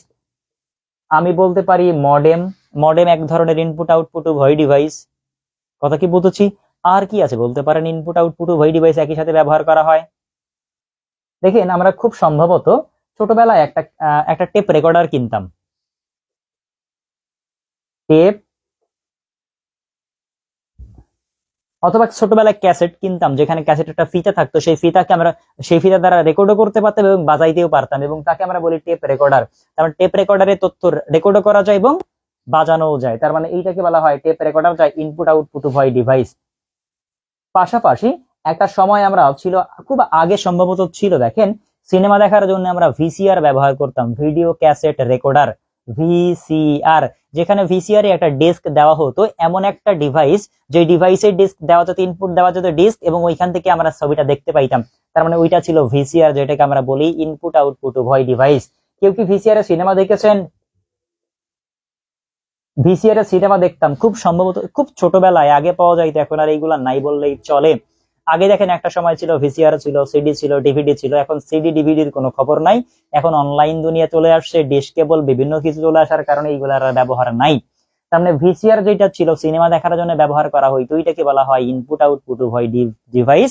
কেউ কি ভিসিআর এর মুভি দেখেছেন, সিনেমা দেখছেন আগে, নাকি ভিসিআর বোঝেন না?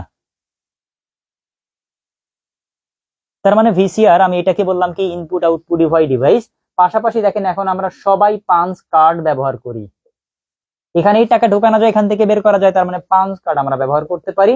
এবং একই সাথে ফ্যাক্সকেও বলা হয় ইনপুট আউটপুট উভয় ডিভাইস। ফ্যাক্সকে কি বলতে পারি আমরা? ইনপুট আউটপুট উভয় ডিভাইস। একটু লিখে রাখেন ইনপুট আউটপুট উভয় ডিভাইস কি কি আমরা একটু দেখলাম, একটু দেখে রাখেন, ক্লিয়ার কিনা।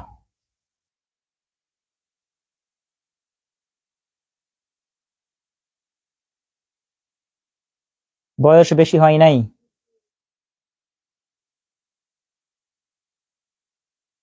আপনারা পায়েন নাই হয়তো, অনেক আগের লোকগুলা এইগুলাই দেখতো স্যার, এইগুলাই দেখতো আর কি, তখন তো আর এইগুলা ছিল না, আপনার অনলাইন দুনিয়া ছিল না, স্মার্টফোন তেমন ছিল না, বিভিন্ন যে ডিশ কেবল লাইন, ইন্টারনেট, এগুলো তো তেমন ছিল না, সেই ক্ষেত্রে তারা এইভাবে সিনেমা দেখতো, আমরা দেখেছি আর কি, ভিসিআর সিনেমা দেখতো, সিডিতে দেখতো, ডিভিডি ভাড়া নিয়ে আসতো, এক কথা এগুলা ভাড়া নিতে হইতো, তাই না? এটা দেখেন, এটা সিডি যখন ভাড়া নেওয়া হয়, যখন আমরা ভাড়া নিতাম, সিডির ডিস্ক পাওয়া যাইতো বিভিন্ন মুভির, তখন ওইটা আমরা ভাড়া নিতাম, 5 টাকা 2 টাকা 3 টাকা, যার যেখান থেকে যেটা নিত, ভাড়া নিয়ে আমরা ব্যবহার করতাম, সিনেমা দেখতাম। যাই হোক, আমরা ইনপুট আউটপুট উভয় ডিভাইসও দেখার চেষ্টা করলাম।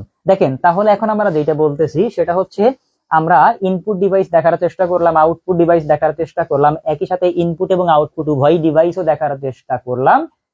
এইবার ডিটেলসে যাব, ইনপুট ডিভাইসে আসেন। প্রথমেই ইনপুট ডিভাইসের মধ্যে আমি বলেছিলাম কিবোর্ড। এইবার আসেন ডিটেলস আমরা আলোচনা করার চেষ্টা করব, লিখব কিবোর্ড, আমরা লিখব কি কিবোর্ড।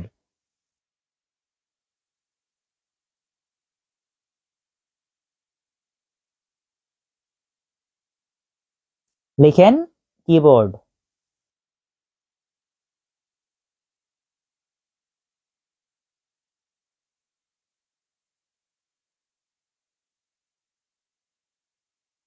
আমরা পড়বো কি, প্রথমে আসেন কিবোর্ডটা দেখার চেষ্টা করি, একটু দেখার চেষ্টা করি এই কিবোর্ড কে আবিষ্কার করলেন, কোন ভদ্রলোক কত সালে আবিষ্কার করলেন। কিবোর্ডের আবিষ্কারক আমরা লিখব, কিবোর্ডের আবিষ্কারক যিনি,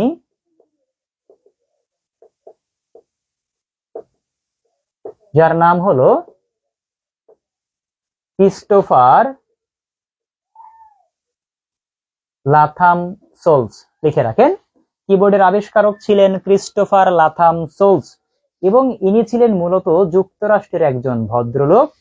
সো আমরা বলছি কি আবিষ্কারক হচ্ছে, কিবোর্ডের আবিষ্কারক বললাম হলো ক্রিস্টোফার লাথাম সোলস।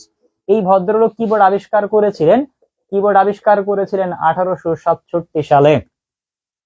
তাহলে আমি বললাম কি কিবোর্ডের আবিষ্কারক বলেছে ক্রিস্টোফার লাথাম সোলস, যিনি কিবোর্ড আবিষ্কার করেন 1867 সালে। তিনি যখন কিবোর্ড আবিষ্কার করলেন, কিবোর্ড আবিষ্কারের পর মূলত এরকমটা বলা হয়েছিল, একটা আদর্শ কিবোর্ডে একটা যেটা আদর্শ, সেই আদর্শ কিবোর্ডে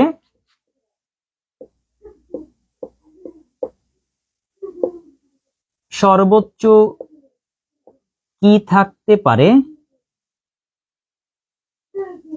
বলেছিলেন। এরকম যেটা আদর্শ কিবোর্ড, যেটাকে আমরা আদর্শ বলি, এই আদর্শ কিবোর্ডে সর্বোচ্চ কি, যেটাকে আমরা বাটন বলি, যেটাকে বাটন বলি, সেটা তার মানে একটা আদর্শ কিবোর্ডে সর্বোচ্চ বাটন থাকা সম্ভব কয়টা? 105টি। পরীক্ষায় প্রশ্ন হয় একটি আদর্শ কিবোর্ডে সর্বোচ্চ কতগুলো কি থাকতে পারে বা থাকে? কয়টা থাকতে পারে? সর্বোচ্চ 105টি থাকতে পারে। তো লিখে রাখেন, একটি আদর্শ কিবোর্ডে সর্বোচ্চ কি থাকতে পারে? 105টি। একটি আদর্শ কিবোর্ডে সর্বোচ্চ কি থাকতে পারে? 105টি। একটি আদর্শ কিবোর্ডে সর্বোচ্চ কি থাকতে পারে? 105টি। একটি আদর্শ কিবোর্ডে সর্বোচ্চ কি থাকতে পারে কয়টি? 105টি কি থাকা সম্ভব। এই কিবোর্ডকে মূলত দুইটা স্ট্যান্ডার্ডে ভাগ করা হয়েছিল। কয়টা স্ট্যান্ডার্ডে ভাগ করা হয়েছিল? কিবোর্ডকে মূলত দুইটা স্ট্যান্ডার্ডে ভাগ করা হয়, যার একটিকে বলা হয় আমেরিকান স্ট্যান্ডার্ড,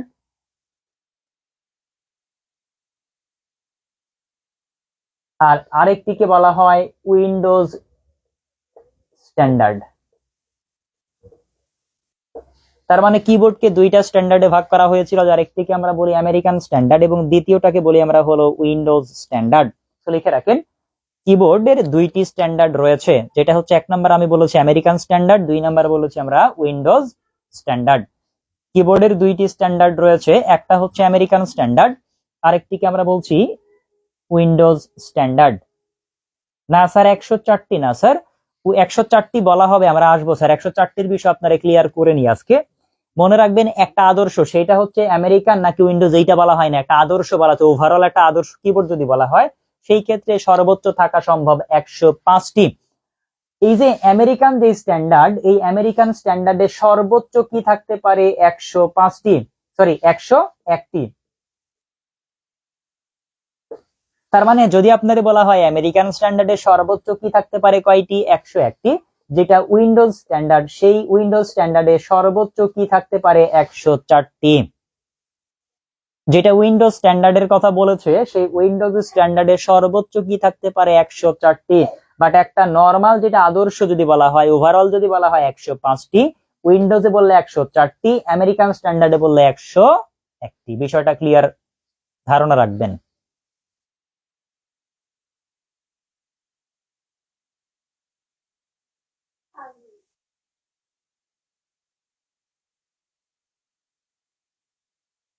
লিখছেন কিনা বলেন? আমেরিকান যেটা স্ট্যান্ডার্ড সেটাতে বলেছি সর্বোচ্চ থাকা সম্ভব 101টি, যেটা উইন্ডোজ স্ট্যান্ডার্ড সেখানে সর্বোচ্চ থাকা সম্ভব 104টি।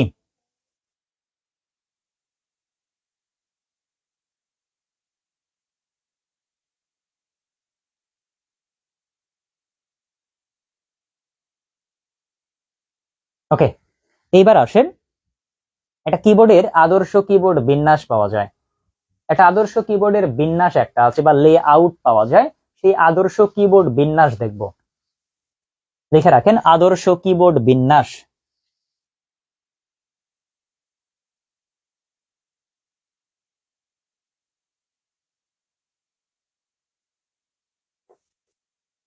যাকে আমরা বলি লে আউট, আদর্শ কিবোর্ড বিন্যাস, আদর্শ কিবোর্ড বিন্যাস বা লেআউট। দেখেন যদি বলি এইটা হচ্ছে কিবোর্ড, ধরে নেন এইটা কিবোর্ড, এখানে অনেকগুলা বাটন আছে, কি আছে তাই না? এই হচ্ছে ধরে নেন কিবোর্ড। এই যে কিবোর্ডের মধ্যে দেখবেন অ্যালফাবেট আছে, অ্যালফাবেট আছে, তিনটা লাইনে বিন্যস্ত থাকে। একটা কিবোর্ডের মধ্যে অ্যালফাবেটকে তিনটা লাইনে সাজানো থাকে। কয়টা লাইনে সাজানো থাকে? তিনটা লাইনের মধ্যে অ্যালফাবেট থাকে, এবং আমরা জানি এ থেকে জেড পর্যন্ত অ্যালফাবেট থাকে কয়টা? 26, অর্থাৎ 26টা অ্যালফাবেট থাকে। এবং অ্যালফাবেটকে তিনটা লাইনে বিন্যস্ত করা থাকে। কয়টা লাইনে স্যার? তিনটা লাইনে বিন্যস্ত করা থাকে। প্রথম যে অ্যালফাবেটের লাইন, উপরের যে লাইন, এই উপরের লাইনের দেখেন প্রথম থেকে প্রথম 6 বর্ণ, কয় বর্ণ? অ্যালফাবেটের প্রথম লাইনের প্রথম 6 বর্ণ মিলে যা গঠিত হয় সেটাই তার লেআউট বা আদর্শ কিবোর্ড বিন্যাস। আমি আবারও বলি, এটা আদর্শ কিবোর্ড বিন্যাস বা লেআউট হচ্ছে কম্পিউটারের বা যেটাই বলেন কিবোর্ড থাকে, কিবোর্ডের যে অ্যালফাবেটের লাইন থাকে মূলত তিনটি। এই তিনটি অ্যালফাবেট লাইনের মধ্যে প্রথম যে লাইনটা থাকে সেই লাইনের প্রথম থেকে প্রথম 6 বর্ণ, কয় বর্ণ বলেছি? আমি লিখে দিতে পারি, এরকমটা বলতে পারি, অ্যালফাবেট এর প্রথম লাইনের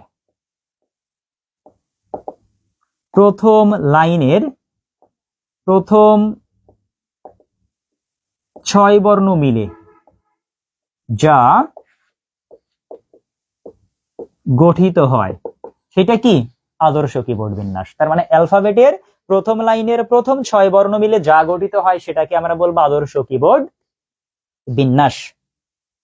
একটু লিখেন তো আপনারা, তো কারণ ফোনের কাছে বসে আছেন, অ্যালফাবেটে মানে কিবোর্ডের কাছে আসেন, তার মানে আসবে। তার মানে দেখেন এই অ্যালফাবেটের প্রথম লাইনের প্রথম 6 বর্ণটা কি আমরা জানি। প্রথম লাইনেই দেখবেন কিউ, ডব্লিউ, ই, আর, ই, ওয়াই। কিউ, ডব্লিউ, ই, আর, টি, ওয়াই, এটা হচ্ছে অ্যালফাবেটের প্রথম লাইনের প্রথম 6 বর্ণ। এই 6 বর্ণ পাশাপাশি বসিয়ে যা গঠিত হয় সেটাই হচ্ছে আদর্শ কিবোর্ড বিন্যাস।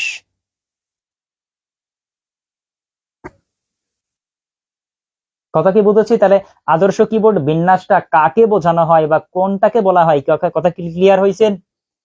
আপনারা কিবোর্ডের সামনে বসে আছেন তাই লিখতে পারছেন কিউ, ডব্লিউ, ই, আর, টি, ওয়াই। যদি এমনি বলা হইতো স্যার প্রথম লাইনের প্রথম 6 বর্ণ কি, আশা করা যায় পারতেন না, অনেকেই পারতেন না। বাট মেসেজিং এ চ্যাট করতে গেলে মানে অন্ধের মতো লিখেন, এতই স্পিড আপনাদের হাতের, তখন সব মুখস্থ, তাই না স্যার? সবারই তাই, শুধু আপনি না, আমিও।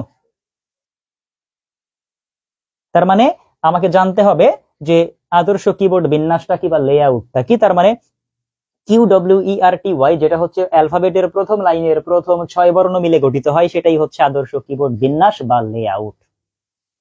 বিষয়টা ক্লিয়ার? দেখেন এই যে মেসেজিং এ চ্যাট করেন সারাদিন, এর মধ্যেও কিন্তু পড়াশোনা আছে, বাট আপনারে বুঝতে হবে কি পড়তে হবে, কোনটা মুখস্থ করতে হবে, সেইটা জানলেই হয়। আসেন পরেরটাতে চলে যাই। এবার আসেন কিছু কিবোর্ড দেখবো, আমরা কিছু কিবোর্ড দেখার চেষ্টা করি। প্রথম আমরা দেখার চেষ্টা করব হচ্ছে কয়েকটা কিবোর্ড দেখবো আমরা। মনির কিবোর্ড দিয়ে শুরু করব। লিখে রাখেন মনির কিবোর্ড, লিখবো আমরা মনির কিবোর্ড।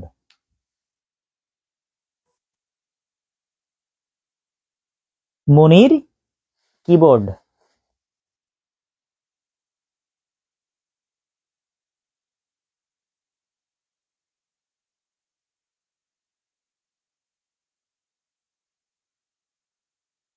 দেখেন মনির কিবোর্ড মূলত এমন এক ধরনের কিবোর্ড ছিল, এই কিবোর্ড হচ্ছে প্রথম বিজ্ঞানসম্মত বাংলা টাইপরাইটার ছিল। তার মানে এই মনির কিবোর্ডকে বলা হয়, মনির কিবোর্ডকে বলা হয় প্রথম বিজ্ঞানসম্মত বাংলা টাইপরাইটার। এই মনির কিবোর্ডকে কি বলা হয়? এইটাকে বলা হয় প্রথম বিজ্ঞানসম্মত বাংলা টাইপরাইটার। তার মানে এই কিবোর্ডের বিশেষত্ব ছিল, এটাকে বলা হয় প্রথম বিজ্ঞানসম্মত বাংলা টাইপরাইটার। এই মনির কিবোর্ডের আবিষ্কারক ছিলেন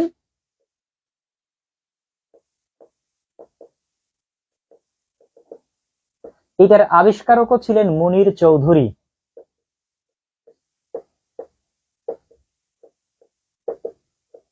এইটার আবিষ্কার ছিলেন মুনির চৌধুরী, এবং এই ভদ্রলোক এই কিবোর্ডটা আবিষ্কার করেছিলেন 1965 সালে।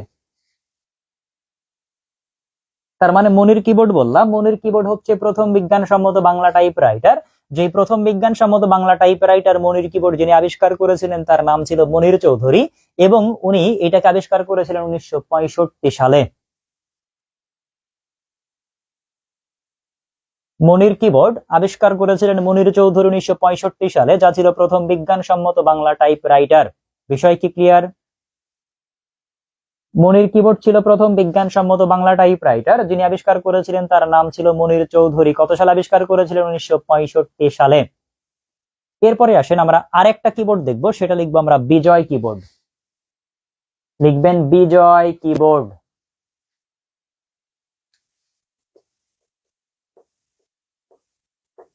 বিজয় কিবোর্ড।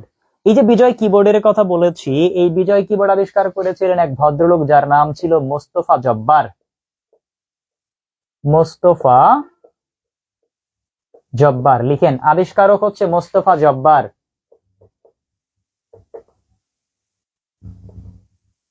আবিষ্কারক মোস্তফা জব্বার। এই বিজয় কিবোর্ডকে প্রথম প্রকাশ করা হয়েছিল, লিখেন প্রথম প্রকাশিত হয়, প্রথম প্রকাশিত হয় বিজয়ের মাসেই প্রকাশ করা হয়েছিল। বিজয়ের দিন কোনটা ছিল? 16 ডিসেম্বর। 16 ডিসেম্বর 1988। তো এইটাকে প্রথম প্রকাশ করা হয়েছিল বিজয়ের মাসে বিজয়ের দিনে, অর্থাৎ বিজয়ের দিন বলতে যেটা বোঝায় 16 ডিসেম্বর 1988 সালে। তো আমরা লিখবো প্রথম প্রকাশিত হয় 16 ডিসেম্বর 1988।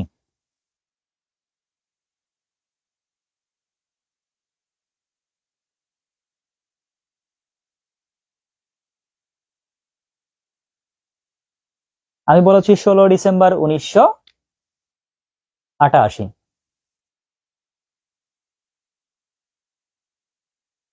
লিখেছি কিনা? তার মানে বিজয় কিবোর্ড আমরা দেখলাম যার আবিষ্কারক ছিল মোস্তফা জব্বার, এবং প্রথম প্রকাশ করা হয় 16 ডিসেম্বর 1988 সাল। এরপরে আসেন আমরা জানবো অভ্র কিবোর্ড। লিখেন অভ্র কিবোর্ড। আমরা লিখবো অভ্র কিবোর্ড। অভ্র কিবোর্ডের আবিষ্কারকের নাম ছিলেন ডাক্তার মেহেদী হাসান অভ্র।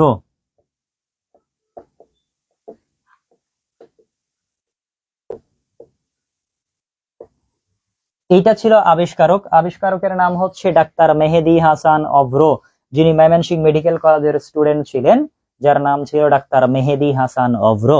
এই ভদ্রলোক অভ্র কিবোর্ড আবিষ্কার করেছিলেন, এবং এই অভ্র কিবোর্ডটাকে প্রথম প্রকাশ করা হয়েছিল, দেখেন বিজয় কিবোর্ড বিজয়ের মাসে প্রকাশ করা হয়েছিল 16 ডিসেম্বর, আর অভ্র কিবোর্ডকে প্রথম প্রকাশ করা হয়েছিল 26 মার্চ, মানে স্বাধীনতা দিবসে 26 মার্চ, এবং এইটাকে প্রথম প্রকাশ করা হয়েছিল 2003 সালে।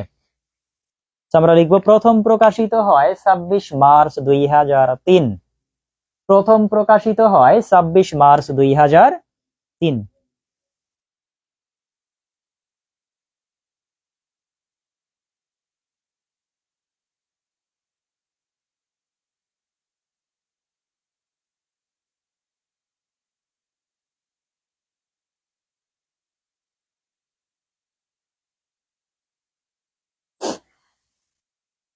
তাইলে আমরা অভ্র কিবোর্ড দেখার চেষ্টা করলাম, এবং অভ্র কিবোর্ডের একটা বিশেষ বৈশিষ্ট্য হচ্ছে আপনি ইংরেজি লেটার লিখবেন, ইংলিশ লিখলে ওইটাই বাংলা হয়ে যায়, তাই না? মানে ইংরেজি লিখলেই বাংলা হয়, এটা তার বিশেষ বৈশিষ্ট্য ছিল। ইংরেজি লিখলে বাংলা হয়ে যায়, তার মানে আপনাকে বাংলা কষ্ট করে খুঁজে খুঁজে বের করতে হবে না। আপনি যদি বলেন বাংলাতে, ধরে নেন এটা বলছে BANGLA, এটা বলছেন বাংলা, তার মানে এইটা লিখলে এটা বাংলা হয়ে যাবে বাংলা, তাই না? তার মানে ইংরেজি লিখলেই বাংলা হয়ে যায়। তো এটা তার বিশেষ বৈশিষ্ট্য ছিল বা বিশেষত্ব ছিল, ইংরেজি লিখলেই বাংলা হয়ে যাইতো, বাংলায় কনভার্ট হয়ে যাইতো। এইটা হচ্ছে অভ্র কিবোর্ড।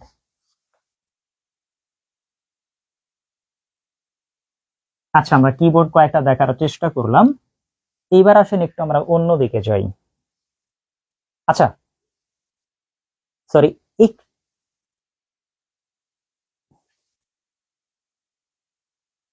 লিখবো মাউস। আমরা দেখবো এবার মাউস।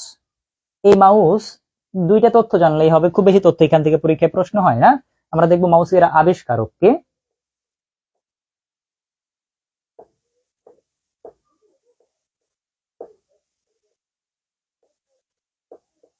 লিখবেন মাউসের আবিষ্কারক হচ্ছে ডগলাস এঞ্জেল বার্ট। অনেক সময় এঞ্জেল বার্ট দেওয়া থাকে, সমস্যা নাই, এঞ্জেল বার্ট অথবা এঞ্জেল বার্ট থাকবে। তার মানে মাউসের আবিষ্কারক হচ্ছে ডগলাস এঞ্জেল বার্ট, এবং প্রথম মাউস ব্যবহার করা হয় ম্যাকিনটস অপারেটিং সিস্টেম বা ম্যাকিনটস যে কম্পিউটার সেইটা নে। তার মানে প্রথম মাউস ব্যবহার করা হয় 1964 সালে।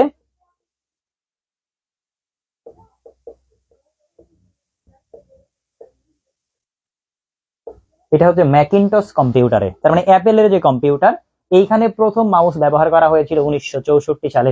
বা এইটা হচ্ছে মূলত মাউসের আবিষ্কার নিয়ে একটু ঝামেলা আছে, কোন কোন জায়গায় পাওয়া যাবে 1963 সাল, কোন কোন জায়গায় পাওয়া যাবে 1964 সাল। তার মানে আমরা এত বিতর্কে যাব না, আমরা জানবো হচ্ছে প্রথম ম্যাকিনটসে ব্যবহার করা হয় কত সালে, 1964 সালে। তো এই জন্য এই তথ্য আসে পরীক্ষায় যে মাউস কত সালে প্রথম ম্যাকিনটস কম্পিউটারে ব্যবহার করা হয়, সেটা হচ্ছে 1964 সাল। অনেক জায়গায় মানে এই মাউসের সাল নিয়ে অনেক বিতর্ক আছে, এই কারণে পরীক্ষায় নরমালি এইগুলা হয় না, পরীক্ষায় দেয় না। তারপরেও একটু বলে দিলাম যে প্রথম ব্যবহার করা হচ্ছে কত সালে, 1964 সালে।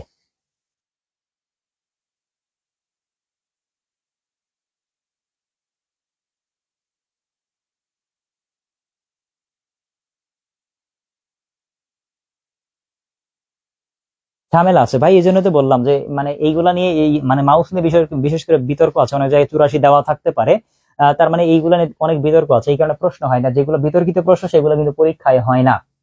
যেগুলো বিতর্কিত, হ্যাঁ আমিও জানি, আমিও দেখেছি 1984 সাল, 1984 সাল এইটাতেও মূলত ব্যবহার করা হয় বলেছে। বাট নর্মালি দেখেন, আপনাকে একটা প্রশ্ন যদি বলি,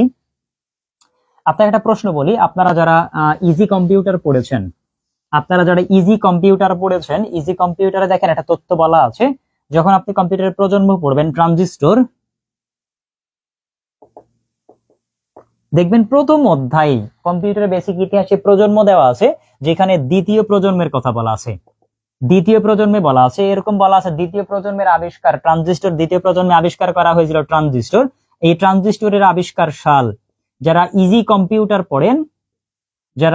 কম্পিউটার পড়েন ওইখানে লেখা আছে 1948 সাল। যাদের কাছে ইজি কম্পিউটার আছে আজকেই বাসায় বা এখনই যদি থাকে বা একটু বের করে দেখে নিতে পারেন, কম্পিউটারের যেটা দ্বিতীয় প্রজন্ম, সেই দ্বিতীয় প্রজন্মে ট্রানজিস্টরের আবিষ্কার সাল বলা আছে 1948 সাল। বাট এইটা কিন্তু 1948 না, ট্রানজিস্টর প্রথম আবিষ্কার করা হয় 1947 সালে। নরমালি প্রথম ট্রানজিস্টর আবিষ্কার করা হয় 1947 সালে, বাট ইজি কম্পিউটার 1947 তথ্য না দিয়ে তারা বলছে 1948 সাল। কারো কাছে ইজি কম্পিউটার বই আছে, চাইলে দেখতে পারেন যে 1948 সালে বলা আছে, 1948 সালে বলা আছে। বাট তথ্য কিন্তু ভুল। আসেন কিভাবে ভুল, আবার একদিক থেকে ভুল আবার একদিক দিয়ে ভুল না, আমি দেখবো আসলে আপনারা একটু ক্লিয়ার করে দিই। দেখেন 1947 আমি দুইটাই লিখলাম। 1947 সালে প্রথম ট্রানজিস্টর আবিষ্কার করা হয়, যেই ট্রানজিস্টর প্রথম আবিষ্কার করা হয়েছিল, যেই ট্রানজিস্টরের নাম ছিল পয়েন্ট কন্ট্রাক্ট ট্রানজিস্টর। তার মানে 1947 সালে প্রথম ট্রানজিস্টর আবিষ্কার করা হয় যার নাম ছিল পয়েন্ট কন্টাক্ট ট্রানজিস্টর, এবং 1948 সালেও ট্রানজিস্টর আবিষ্কার করা হয় যার নাম ছিল বাইপোলার জাংশন ট্রানজিস্টর। চাইলে গুগল করতে পারেন, উইকিপিডিয়াতে তথ্য দেখতেও পারেন। এবং বাইপোলার জাংশন ট্রানজিস্টর, যেটাকে সংক্ষেপে বলা হয় বিজেটি। তবে ট্রানজিস্টরের আবিষ্কার সাল কিন্তু পাইলাম দুইটা, একটা 1947 যেখানে ট্রানজিস্টর আবিষ্কার করা হয় যার নাম ছিল পয়েন্ট কন্টাক্ট ট্রানজিস্টর, এবং 1948 সালে ট্রানজিস্টর আবিষ্কার করা হয় যার নাম ছিল বাইপোলার জাংশন ট্রানজিস্টর বা বিজেটি।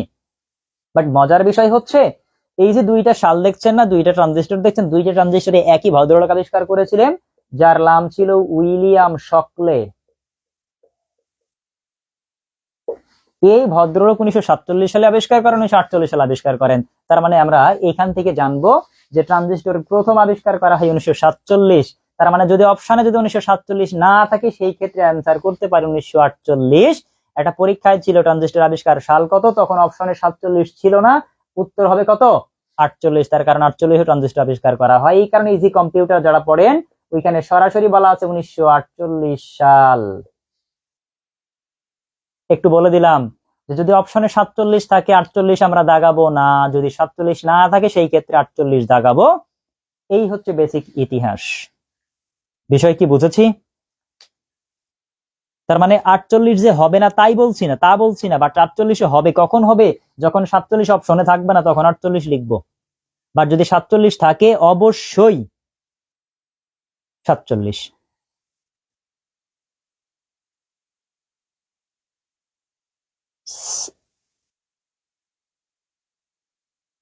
অবশ্যই স্যার, আমি বলেছি তো ক্লাসের বাইরে তথ্য আপনার পড়তে হবে না। এটা কি ক্লাসের বাইরের অংশ? ক্লাসে যা আসবে সেইগুলাই পড়ার চেষ্টা করবেন, ক্লাসের বাইরের তথ্য পড়ার দরকার নাই। হ্যাঁ, আপনি যদি ভালো করতে চান, আপনার যদি টার্গেট এইটা হয় স্যার আমার 15তে 14 লাগবে, 13 লাগবে, 15ই লাগবে, ক্লাসের বাইরে আপনার পড়তেই হবে। কারণ একটা ক্লাস আপনার জন্য 15তে 15 পাওয়ার জন্য একটা ক্লাস না। মানে আপনার কোনো টিচার ক্লাসে আপনার 15তে 15 পাওয়াই দিতে পারবেন? আমি পারবোই না, সম্ভবই না।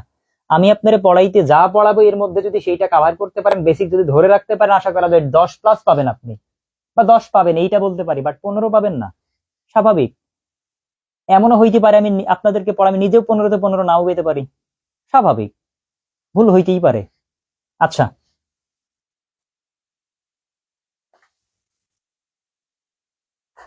কোথায় যেন ছিলাম? আমরা মাউসে ছিলাম। আসেন আমরা মনিটর দেখব। দেখেন মনিটর, আমরা লিখছি কি মনিটর। এই মনিটর কত ধরনের মনিটর আমরা পাই? কিছু কিছু মনিটর পরীক্ষায় প্রশ্ন আগে আসতে, এখন নরমালি আসে না। একটা আমরা পড়বো হচ্ছে সিআরটি মনিটর। লিখে রাখেন সিআরটি মনিটর। এখান থেকে বেসিক তথ্য আসে খুব কম। সিআরটি মনিটর, সিআরটি যেটার পূর্ণরূপ হচ্ছে ক্যাথোড রে টিউব। লিখে রাখেন সিআরটি, ক্যাথোড রে টিউব।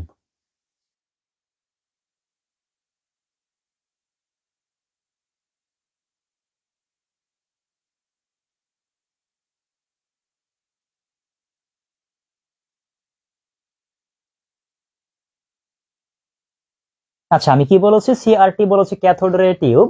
তার মানে সিআরটি এর পূর্ণরূপ হলো ক্যাথোড রে টিউব। এই সিআরটি মনিটর যেটা ছিল আগে, যেই সময় সিআরটি মনিটর ব্যবহার করা হইতো অনেক আগে, এই সিআরটি মনিটর ছিল মূলত এক ধরনের অ্যানালগ মনিটর।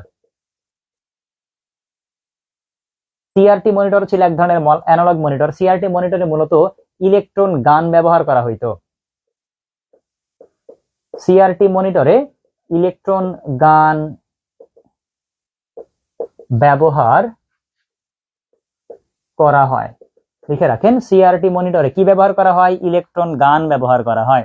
এবং সিআরটি মনিটর ছিল মূলত এক ধরনের অ্যানালগ মনিটর, যার পূর্ণরূপ ছিল আমরা জানি ক্যাথোড রে টিউব, যেখানে আমরা ইলেকট্রনের গান ব্যবহার করি। গান বলতে সেই গান না যে গান, যেটা গান সেইটা কিন্তু না। কথা কি বুঝছেন? তার মানে আমরা সিআরটি মনিটর থেকে বেসিক তথ্য, এই দুইটা তথ্য জানলেই হবে, এর বাইরে প্রশ্ন হয় না। নরমালি আসেই না, আসবে না আশা করা যায়, তারপরে জেনে রাখা ভালো। সিআরটি ক্যাথোড রে টিউব, যা ছিল মূলত অ্যানালগ মনিটর, এবং এটাতে ব্যবহার করা হয় ইলেকট্রন গান। পরেরটাতে চলে যাব। আসেন আমরা লিখবো এবার হচ্ছে এলসিডি, লিকুইড ক্রিস্টাল ডিসপ্লে। লিখেন এলসিডি, যার পূর্ণরূপ হলো লিকুইড ক্রিস্টাল ডিসপ্লে। এই এলসিডি ছিল ডিজিটাল মনিটর।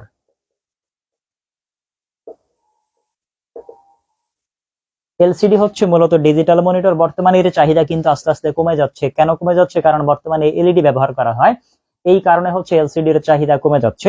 আমরা দুইটা তথ্যই জানবো। এলসিডি যার পূর্ণরূপ হলো লিকুইড ক্রিস্টাল ডিসপ্লে, যা মূলত ডিজিটাল মনিটর। এলসিডি এটা হচ্ছে লিকুইড ক্রিস্টাল ডিসপ্লে, যা ছিল এক ধরনের ডিজিটাল মনিটর। লিখছি কিনা?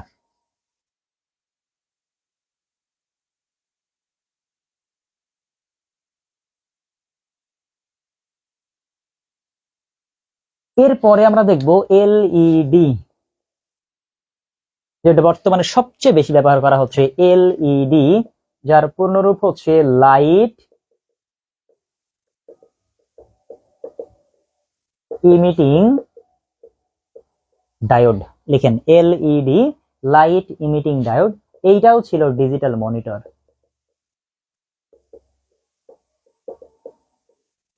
এলইডি লাইট ইমিটিং ডায়োড যেটাকে বলা হয় ডিজিটাল মনিটর, লিখছি কিনা? এলইডি লাইট ইমিটিং ডায়োড যা মূলত ডিজিটাল মনিটর।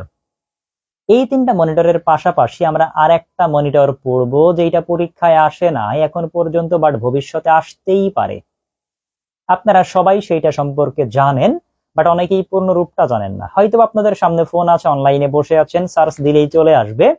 তারপরেও একটু বলে দিব কোন ডিসপ্লে। আপনারা যখন দেখেন ফোন কিনতে চান, আমরা নর্মালি ফোন কিনি, ফোন কেনার সময় ফোন কেনার অবশ্যই আগে কিছু ফিচার দেখে নেই, যে সেটার মূলত ফিচার কি কি আছে, র্যাম কেমন, রম কত, এরপরে হচ্ছে ডিসপ্লে কেমন, এরপরে হচ্ছে ব্যাটারি কত, বিভিন্ন কিছু দেখে নিই, তাই না? তার মানে ওইখানেও একটা ডিসপ্লে আমরা দেখে নিই। ফোনের কেনার জন্য আমরা মূলত একটা ডিসপ্লের একটা চিন্তা করি। কোনগুলা দেখেন আইপিএস ডিসপ্লে পাওয়া যায়, অ্যামোলেড ডিসপ্লে পাওয়া যায়, তাই না? এরপর এখন বর্তমানে পাওয়া যাচ্ছে ওলেড ডিসপ্লে, বিভিন্ন সুপার অ্যামোলেড বলেন, ওলেড বলেন, যে বিভিন্ন ধরনের ডিসপ্লে পাওয়া যায়। তার মানে একটা ডিসপ্লে আমরা সবচেয়ে বেশি ব্যবহার করতাম এক সময় সুপার অ্যামোলেড, যাকে বলা হয় অ্যামোলেড ডিসপ্লে। এইটা একটু দেখার চেষ্টা করব। অ্যামোলেড, ওলেড এই দুইটা গুরুত্বপূর্ণ একটা ডিসপ্লে, যেটার পূর্ণরূপ আসতেই পারে এবং তার মূলত কেমন সেইটা একটু দেখার চেষ্টা করব। প্রথমে আমরা লিখবো অ্যামোলেড।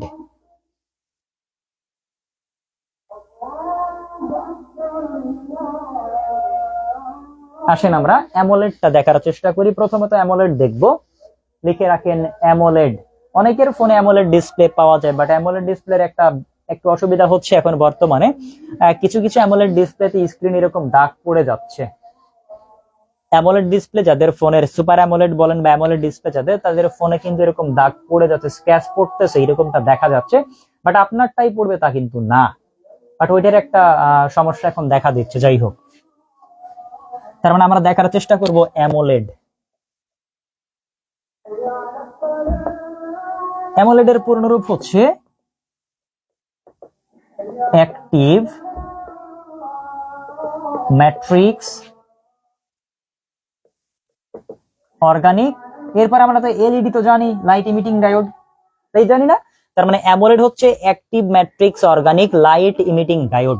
লিখে রাখেন active matrix organic light emitting diode, যা অ্যামোলেডের পূর্ণরূপ।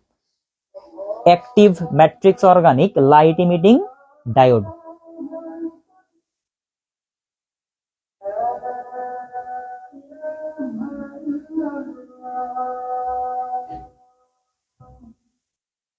লিখে রাখেন অ্যামোলেডের পূর্ণরূপ বলেছি আমরা active matrix organic light emitting diode. Active matrix organic light emitting diode. এই অ্যামোলেডের বিশেষ বৈশিষ্ট্য হচ্ছে, অ্যামোলেডে মূলত অ্যামোলেড যে ডিসপ্লে যারা ব্যবহার করি, এই অ্যামোলেড ডিসপ্লে ব্যবহার করার জন্য এখানে মূলত 30 থেকে 35% পাওয়ার খরচ কম হয়।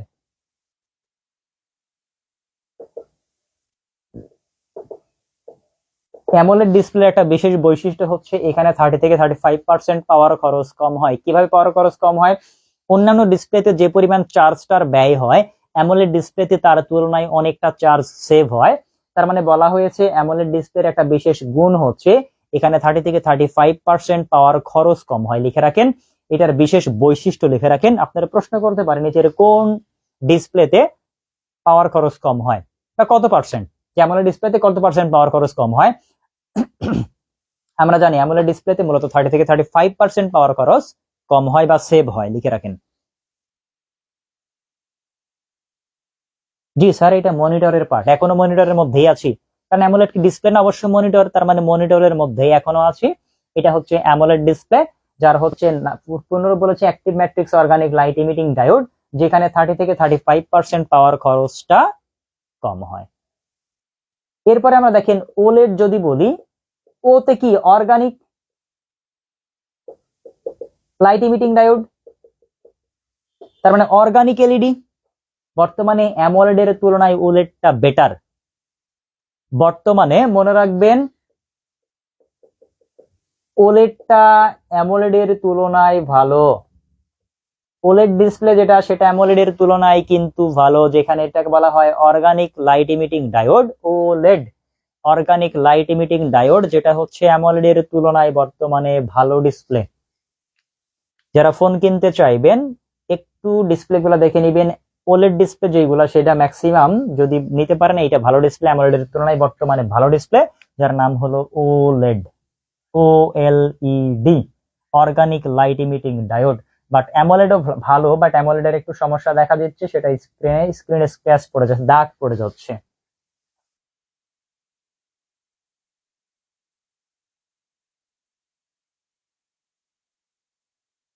কথা কি বুঝেছি? কথা কি বুঝছেন কিনা একটু জানাই তো কমেন্টস। আমরা কি বুঝলাম কিনা এতগুলা, যা যা বলছে এতক্ষণ পর্যন্ত বুঝলাম কিনা দেখেন তো একটু বুঝেছি কিনা আমরা, বলেন তো।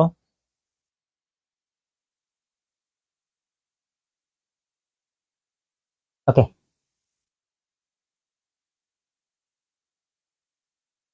এবার আসেন কিছু কিছু জিনিস আমরা দেখি। একটা বলেছিলাম ডিজিটাইজার, তাই বলেছিলাম না? ডিজিটাইজার মূলত এমন একটা ডিভাইস, এটা মানে আহ, এটাতে মূলত কি করা যায়, ডিজিটাইজার দিয়ে মূলত ড্রয়িং করার কাজে ব্যবহার করা হয়, ড্রাফটিং করাতে ব্যবহার করা হয়, বিভিন্ন অ্যানিমেশন তৈরিতে ব্যবহার করা হয়, এইগুলার কাজে ব্যবহার করা হয় মূলত ডিজিটাইজার। একটা সময় দেখেন, আমরা যদি এরকমটা বলি, উদাহরণ যদি মানে এরকমটা কম্পেয়ার যদি করে ধরেন, একটা বোর্ড পাওয়া যায়, ছোট বাচ্চাদেরকে লেখালেখি শেখানোর জন্য একটা বোর্ড পাওয়া যায়, একটা কলম পাওয়া যায়, যেখানে কলমে কালি থাকে না, ওই বোর্ডের ভেতরে ম্যাগনেট দেওয়া থাকে, ওই বোর্ডের উপরে কলম ঘুরে লেখা হয়, এবং নিচে একটা এরকম কিছু থাকে যেটা টান দিলে আবার মুছে যায়, মানে ম্যাজিক বোর্ড যেটাকে বলা হয়। তার মানে ওই টাইপসেরই এক ধরনের ডিজিটাইজার, যার নাম দেওয়া হয়েছে। সেখানে আমরা ড্রয়িং করতে পারি, মানে এখানে আমরা ড্রয়িং করতে পারতাম, যেখানে ড্রাফটিং করা যায়, অ্যানিমেশন তৈরি করা যায়, এমন এক ধরনের ডিভাইসকে বলা হয় ডিজিটাইজার। তো আমরা লিখবো ডিজিটাইজার ড্রয়িং, ড্রাফটিং, অ্যানিমেশন তৈরিতে ব্যবহৃত হয়। লিখে রাখেন, ডিজিটাইজার ড্রয়িং, ড্রাফটিং, ড্রয়িং, ড্রাফটিং এবং অ্যানিমেশন তৈরিতে ব্যবহার করা হয়। ডিজিটাইজার বলেছি ড্রয়িং, ড্রাফটিং এবং অ্যানিমেশন তৈরিতে ব্যবহার করা হয়। ড্রয়িং, ড্রাফটিং এবং অ্যানিমেশন তৈরিতে ব্যবহার করা হয়। জয়স্টিক, এইটাকে বলা হয় গেমিং ডিভাইস। জয়স্টিক, এটাকে কি বলা হয়? Gaming device. দেখেন গেমিং জোনে, বিভিন্ন ধরনের গেমিং জোনে গেম খেলার জন্য এমন কিছু থাকে, এরকম বিভিন্ন হাতল থাকে না, এটা ঘুরিয়ে আমি ঘুরাই না, মানে হ্যান্ডেলের মতো, যেমন গিয়ারের মতো। এবং দেখেন কারো বাসায় যদি কম্পিউটার থাকে, কম্পিউটারে গেম খেলার জন্য একটা এরকম ডিভাইস আমি নিয়ে আসি, যেটা দ্বারাই আমি, যেটার উপর এরকম একটা নব থাকে, ওইটার দ্বারা ঘুরিয়ে গাড়িকে ঘোরানোর কাজে ব্যবহার করি। কথা কি বুঝছেন? ওইটা দ্বারা ঘুরাই না ডানে বামে। তার মানে এই ধরনের ডিভাইস যেটাকে বলা হয় জয়স্টিক, এবং এই জয়স্টিক মূলত গেম খেলার কাজে ব্যবহার করা হয়। এই জন্য আমি বলেছি গেম জয়স্টিক মূলত এক ধরনের গেমিং ডিভাইস। লিখে রাখেন, জয়স্টিক এক ধরনের গেমিং ডিভাইস।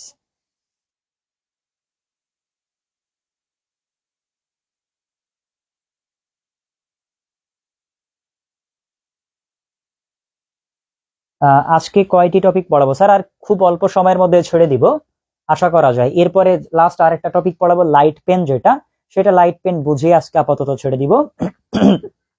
এটা মূলত খুবই গুরুত্বপূর্ণ একটা টপিক ছিল। আশা করা যায় আগামী কালকের ক্লাসে কম্পিউটার সফটওয়্যার সম্পর্কে আলোচনা করার চেষ্টা করব। সো জয়স্টিকটা আমরা দেখলাম, ডিজিটাইজারটা দেখলাম, এইবার আসেন আমরা লাইট পেন দেখব। লিখবেন লাইট। অনেকে লাইট পেন আমরা দেখেছি, বাট বুঝি না যে এইটা লাইট পেন। ঠিক লাইট, দেখেন পেন কি কলম না? এরকমই একটা কলম হবে, বাট ওইখানে এরকম যে মার্কারে যেমন কালি আছে না, কালি থাকবে না। নর্মালি দেখেন, আজকে সকালে আপনারা ক্লাস করছেন, এসালাম স্যারের ক্লাস করছেন, বাংলা ক্লাস, উনি ডিজিটাল বোর্ডে ক্লাস নিয়েছেন, একটা কলম ছিল, তাই না? লেখালেখির কারণে একটা কলম ছিল না? ওইটার দুই প্রান্ত দ্বারাই লেখা যায়, বাট ওইটার মধ্যে কালি তো থাকে না, তাই না? তাহলে ওইটাকে বলা হয় লাইট পেন। যে লাইট পেন মূলত আলোর পালস দ্বারা লেখা হয়। লাইট পেনে লেখার জন্য কি ব্যবহার করা হয়? আলোর পালস ব্যবহৃত হয়। লাইট পেনে লেখালেখির জন্য মূলত আলোর পালস ব্যবহার করা হয়। একটা সময় ছিল দেখেন অনেক ফোনে, নোট সিরিজের ফোনে, স্যামসাং এর নোট সিরিজের ফোনে এটার ফোনের পাশে একটা কলম ঢোকানো থাকতো এবং ওইটা দ্বারা স্ক্রিনে স্ক্রল করা যাইতো, লেখালেখি সবকিছুই করা যাইতো।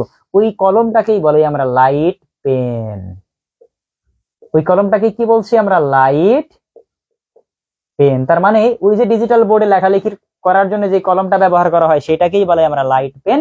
তার মানে লাইট পেন হচ্ছে ডিজিটাল বোর্ডে লেখালেখির জন্য ব্যবহার করা হয়। কোথায়? ডিজিটাল বোর্ডে লেখালেখি করার জন্য ব্যবহার করা হয়। এবং লাইট পেন লেখা হয় কিভাবে? সেই লেখা হচ্ছে আলোর পালস ব্যবহার করে। দেখবেন ওই কলমটাকে যদি ডিসপ্লের কাছে নিয়ে এসে আমি লিখবো না, দেখেন একটা আলোর বিন্দু দেখা যায়। তারপরে ওই যে আলোর পালস, ওই আলোর বিন্দু দ্বারাই লেখালেখি করা হয়, বাট ওর মধ্যে কোনো কালি থাকে না। এবং ওইটার সাথে একটা ম্যাগনেট থাকে, যে ম্যাগনেট দ্বারা বোর্ডের পাশে কোন একটা জায়গায় ম্যাগনেট থাকে, সেখানে আটকানো থাকে এরকম করে। এইটা হচ্ছে লাইট পেন। বিষয় কি ক্লিয়ার হয়েছেন কিনা বলেন তো? Light pen.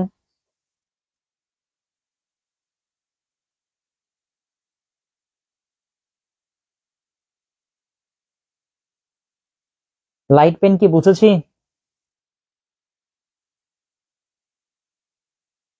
স্যার চার্জ করতে হয় না স্যার, এইটা তো অলরেডি চার্জ না। আপনার যেটা সেটা হচ্ছে তো আপনার অলরেডি মানে বিদ্যুতের সাথে সংযুক্ত করা থাকে। যেমন টিভি দেখেন না, বিদ্যুৎ ছাড়া চলে, ঠিক তাই চার্জ করতে হয় না, বিদ্যুতের সাথে সংযুক্ত করা থাকে। লাইট পেনে তো চার্জ করতে হয় না, ওটা চার্জারের কোনো বিষয় না। কথা কি বুঝেছি? এটা তো চার্জ করতে হয় না, লাইট পেনে চার্জ করতে হয় না তো। এটা হচ্ছে লাইট পেন। এখন বিষয় হচ্ছে যতটুকু পড়িয়েছি ততটুকুর মধ্যে কোনো কোনো প্রশ্ন থাকলে বলতে পারেন। যদি প্রশ্ন থাকে তাহলে আমরা প্রশ্নের অ্যান্সার করব, প্রশ্ন না থাকলে আপাতত আজকে ছেড়ে দিব আপনাদের। কারো কোনো প্রশ্ন থাকলে বলতে পারেন, বা কোনো বিষয় বুঝেছেন বা বুঝেন নাই এমন কিছু আছে কিনা, যে স্যার আমি বুঝলাম না, ক্লাস ভালো লাগলো না, বা কোনো কিছু আর কি। প্রশ্ন থাকলে বলতে পারেন, আমি অ্যান্সারটা দিয়ে শেষ করে দিব আজকে। কারো কোনো প্রশ্ন আছে কিনা বলতে পারেন, অ্যান্সারটা দিয়ে শেষ করে দিব।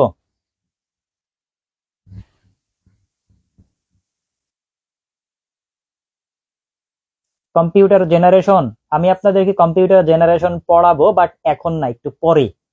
আজকে না স্যার, একদম লাস্টে পড়িয়ে দিব।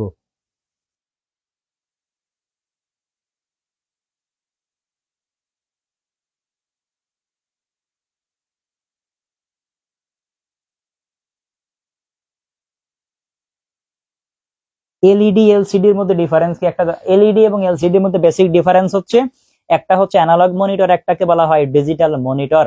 যেটা অ্যানালগ মনিটর সেখানে কোনো ডায়োড ব্যবহার করা হয় না, ডিজিটাল মনিটরে ডায়োড ব্যবহার করা হয়। কথা কি বলছি? এইটা হচ্ছে বেসিক ডিফারেন্স। আচ্ছা, আমার সম্পর্কে জানার মতো কিছু নাই স্যার, আমি এখনো আপনাদের মতো স্টুডেন্ট, আমার সম্পর্কে জানার কিচ্ছু নাই। আসেন সামনে কোন এক সময় আরো ডিটেলসে জানবো আমরা, সমস্যা নাই। বাট এতটুকু মনে রাখেন, আমার সম্পর্কে যদি বলি, আমি হচ্ছে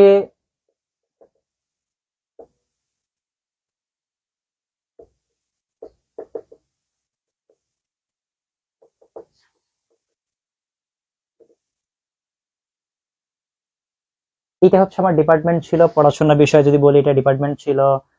পড়াশোনা শেষ করেছি 2019-এ, বিএসসি কমপ্লিট করেছি। বর্তমানে 44 যেটা বিসিএস হয়ে গেছে, এটা রিটেন দেওয়া আছে, রেজাল্ট প্রত্যাশী। পাশাপাশি 45 রিটেন দেওয়া শেষ, অলরেডি দিয়ে আসলাম। এই দুইটা রেজাল্ট প্রত্যাশী স্যার।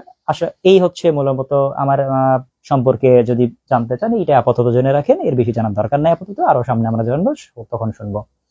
এই হচ্ছে বিষয়। তো আপাতত এই পর্যন্তই। ক্লাস কেমন লাগলো জানাবেন, কমেন্টসে জানাবেন কেমন ক্লাস লাগলো। আর বিষয় হচ্ছে পড়াশোনা ভাই নিজের মধ্যে, আপনি যদি পড়াশোনা না করেন, আপনাকে কোনো টিচার আপনাকে পড়িয়ে দিতে পারবে না। আমি আপনাকে গাইডলাইন দিব, আমি আপনাকে পড়িয়ে দিব, বুঝিয়ে দিব, বাট আপনাকে আলটিমেট কাজ হচ্ছে আপনাকে পড়তে হবে। নিজে যদি চেষ্টা না করেন, নিজে যদি না পড়েন, আসলে হবে না, আপনাকে পড়তে হবে। যা ইনফরমেশন আপনাদেরকে ক্লাসে দেওয়া হবে সেগুলো পড়বেন। পাশাপাশি যদি মনে করেন আর একটু ডিটেলসে জানতে চাই, কোন একটা রেফারেন্স বই ধরে পড়ে নেবেন। যদি রেফারেন্স বই ভালো মতো পড়তে চান, প্রথমত এইচএসসির আইসিটি বই আপনাকে পড়তে হবে, ইন্টারমিডিয়েটের আইসিটি বই আপনার বেসিক বই হিসেবে পড়তে হবে, এরপরে বাজারে যে কোনো গাইড বই পড়লেই হবে। এই হচ্ছে বিশেষ কথা। তো আপাতত আজকে আর দীর্ঘায়িত করছি না, আপাতত আজকে এই পর্যন্তই বিদায় নিচ্ছি। আগামীকাল ঠিক একই সময়ে ক্লাসে দেখা হবে এর পরের বিষয় নিয়ে। তো ততক্ষণ পর্যন্ত আপনারা ভালো থাকবেন, সুস্থ থাকবেন। আল্লাহ হাফেজ।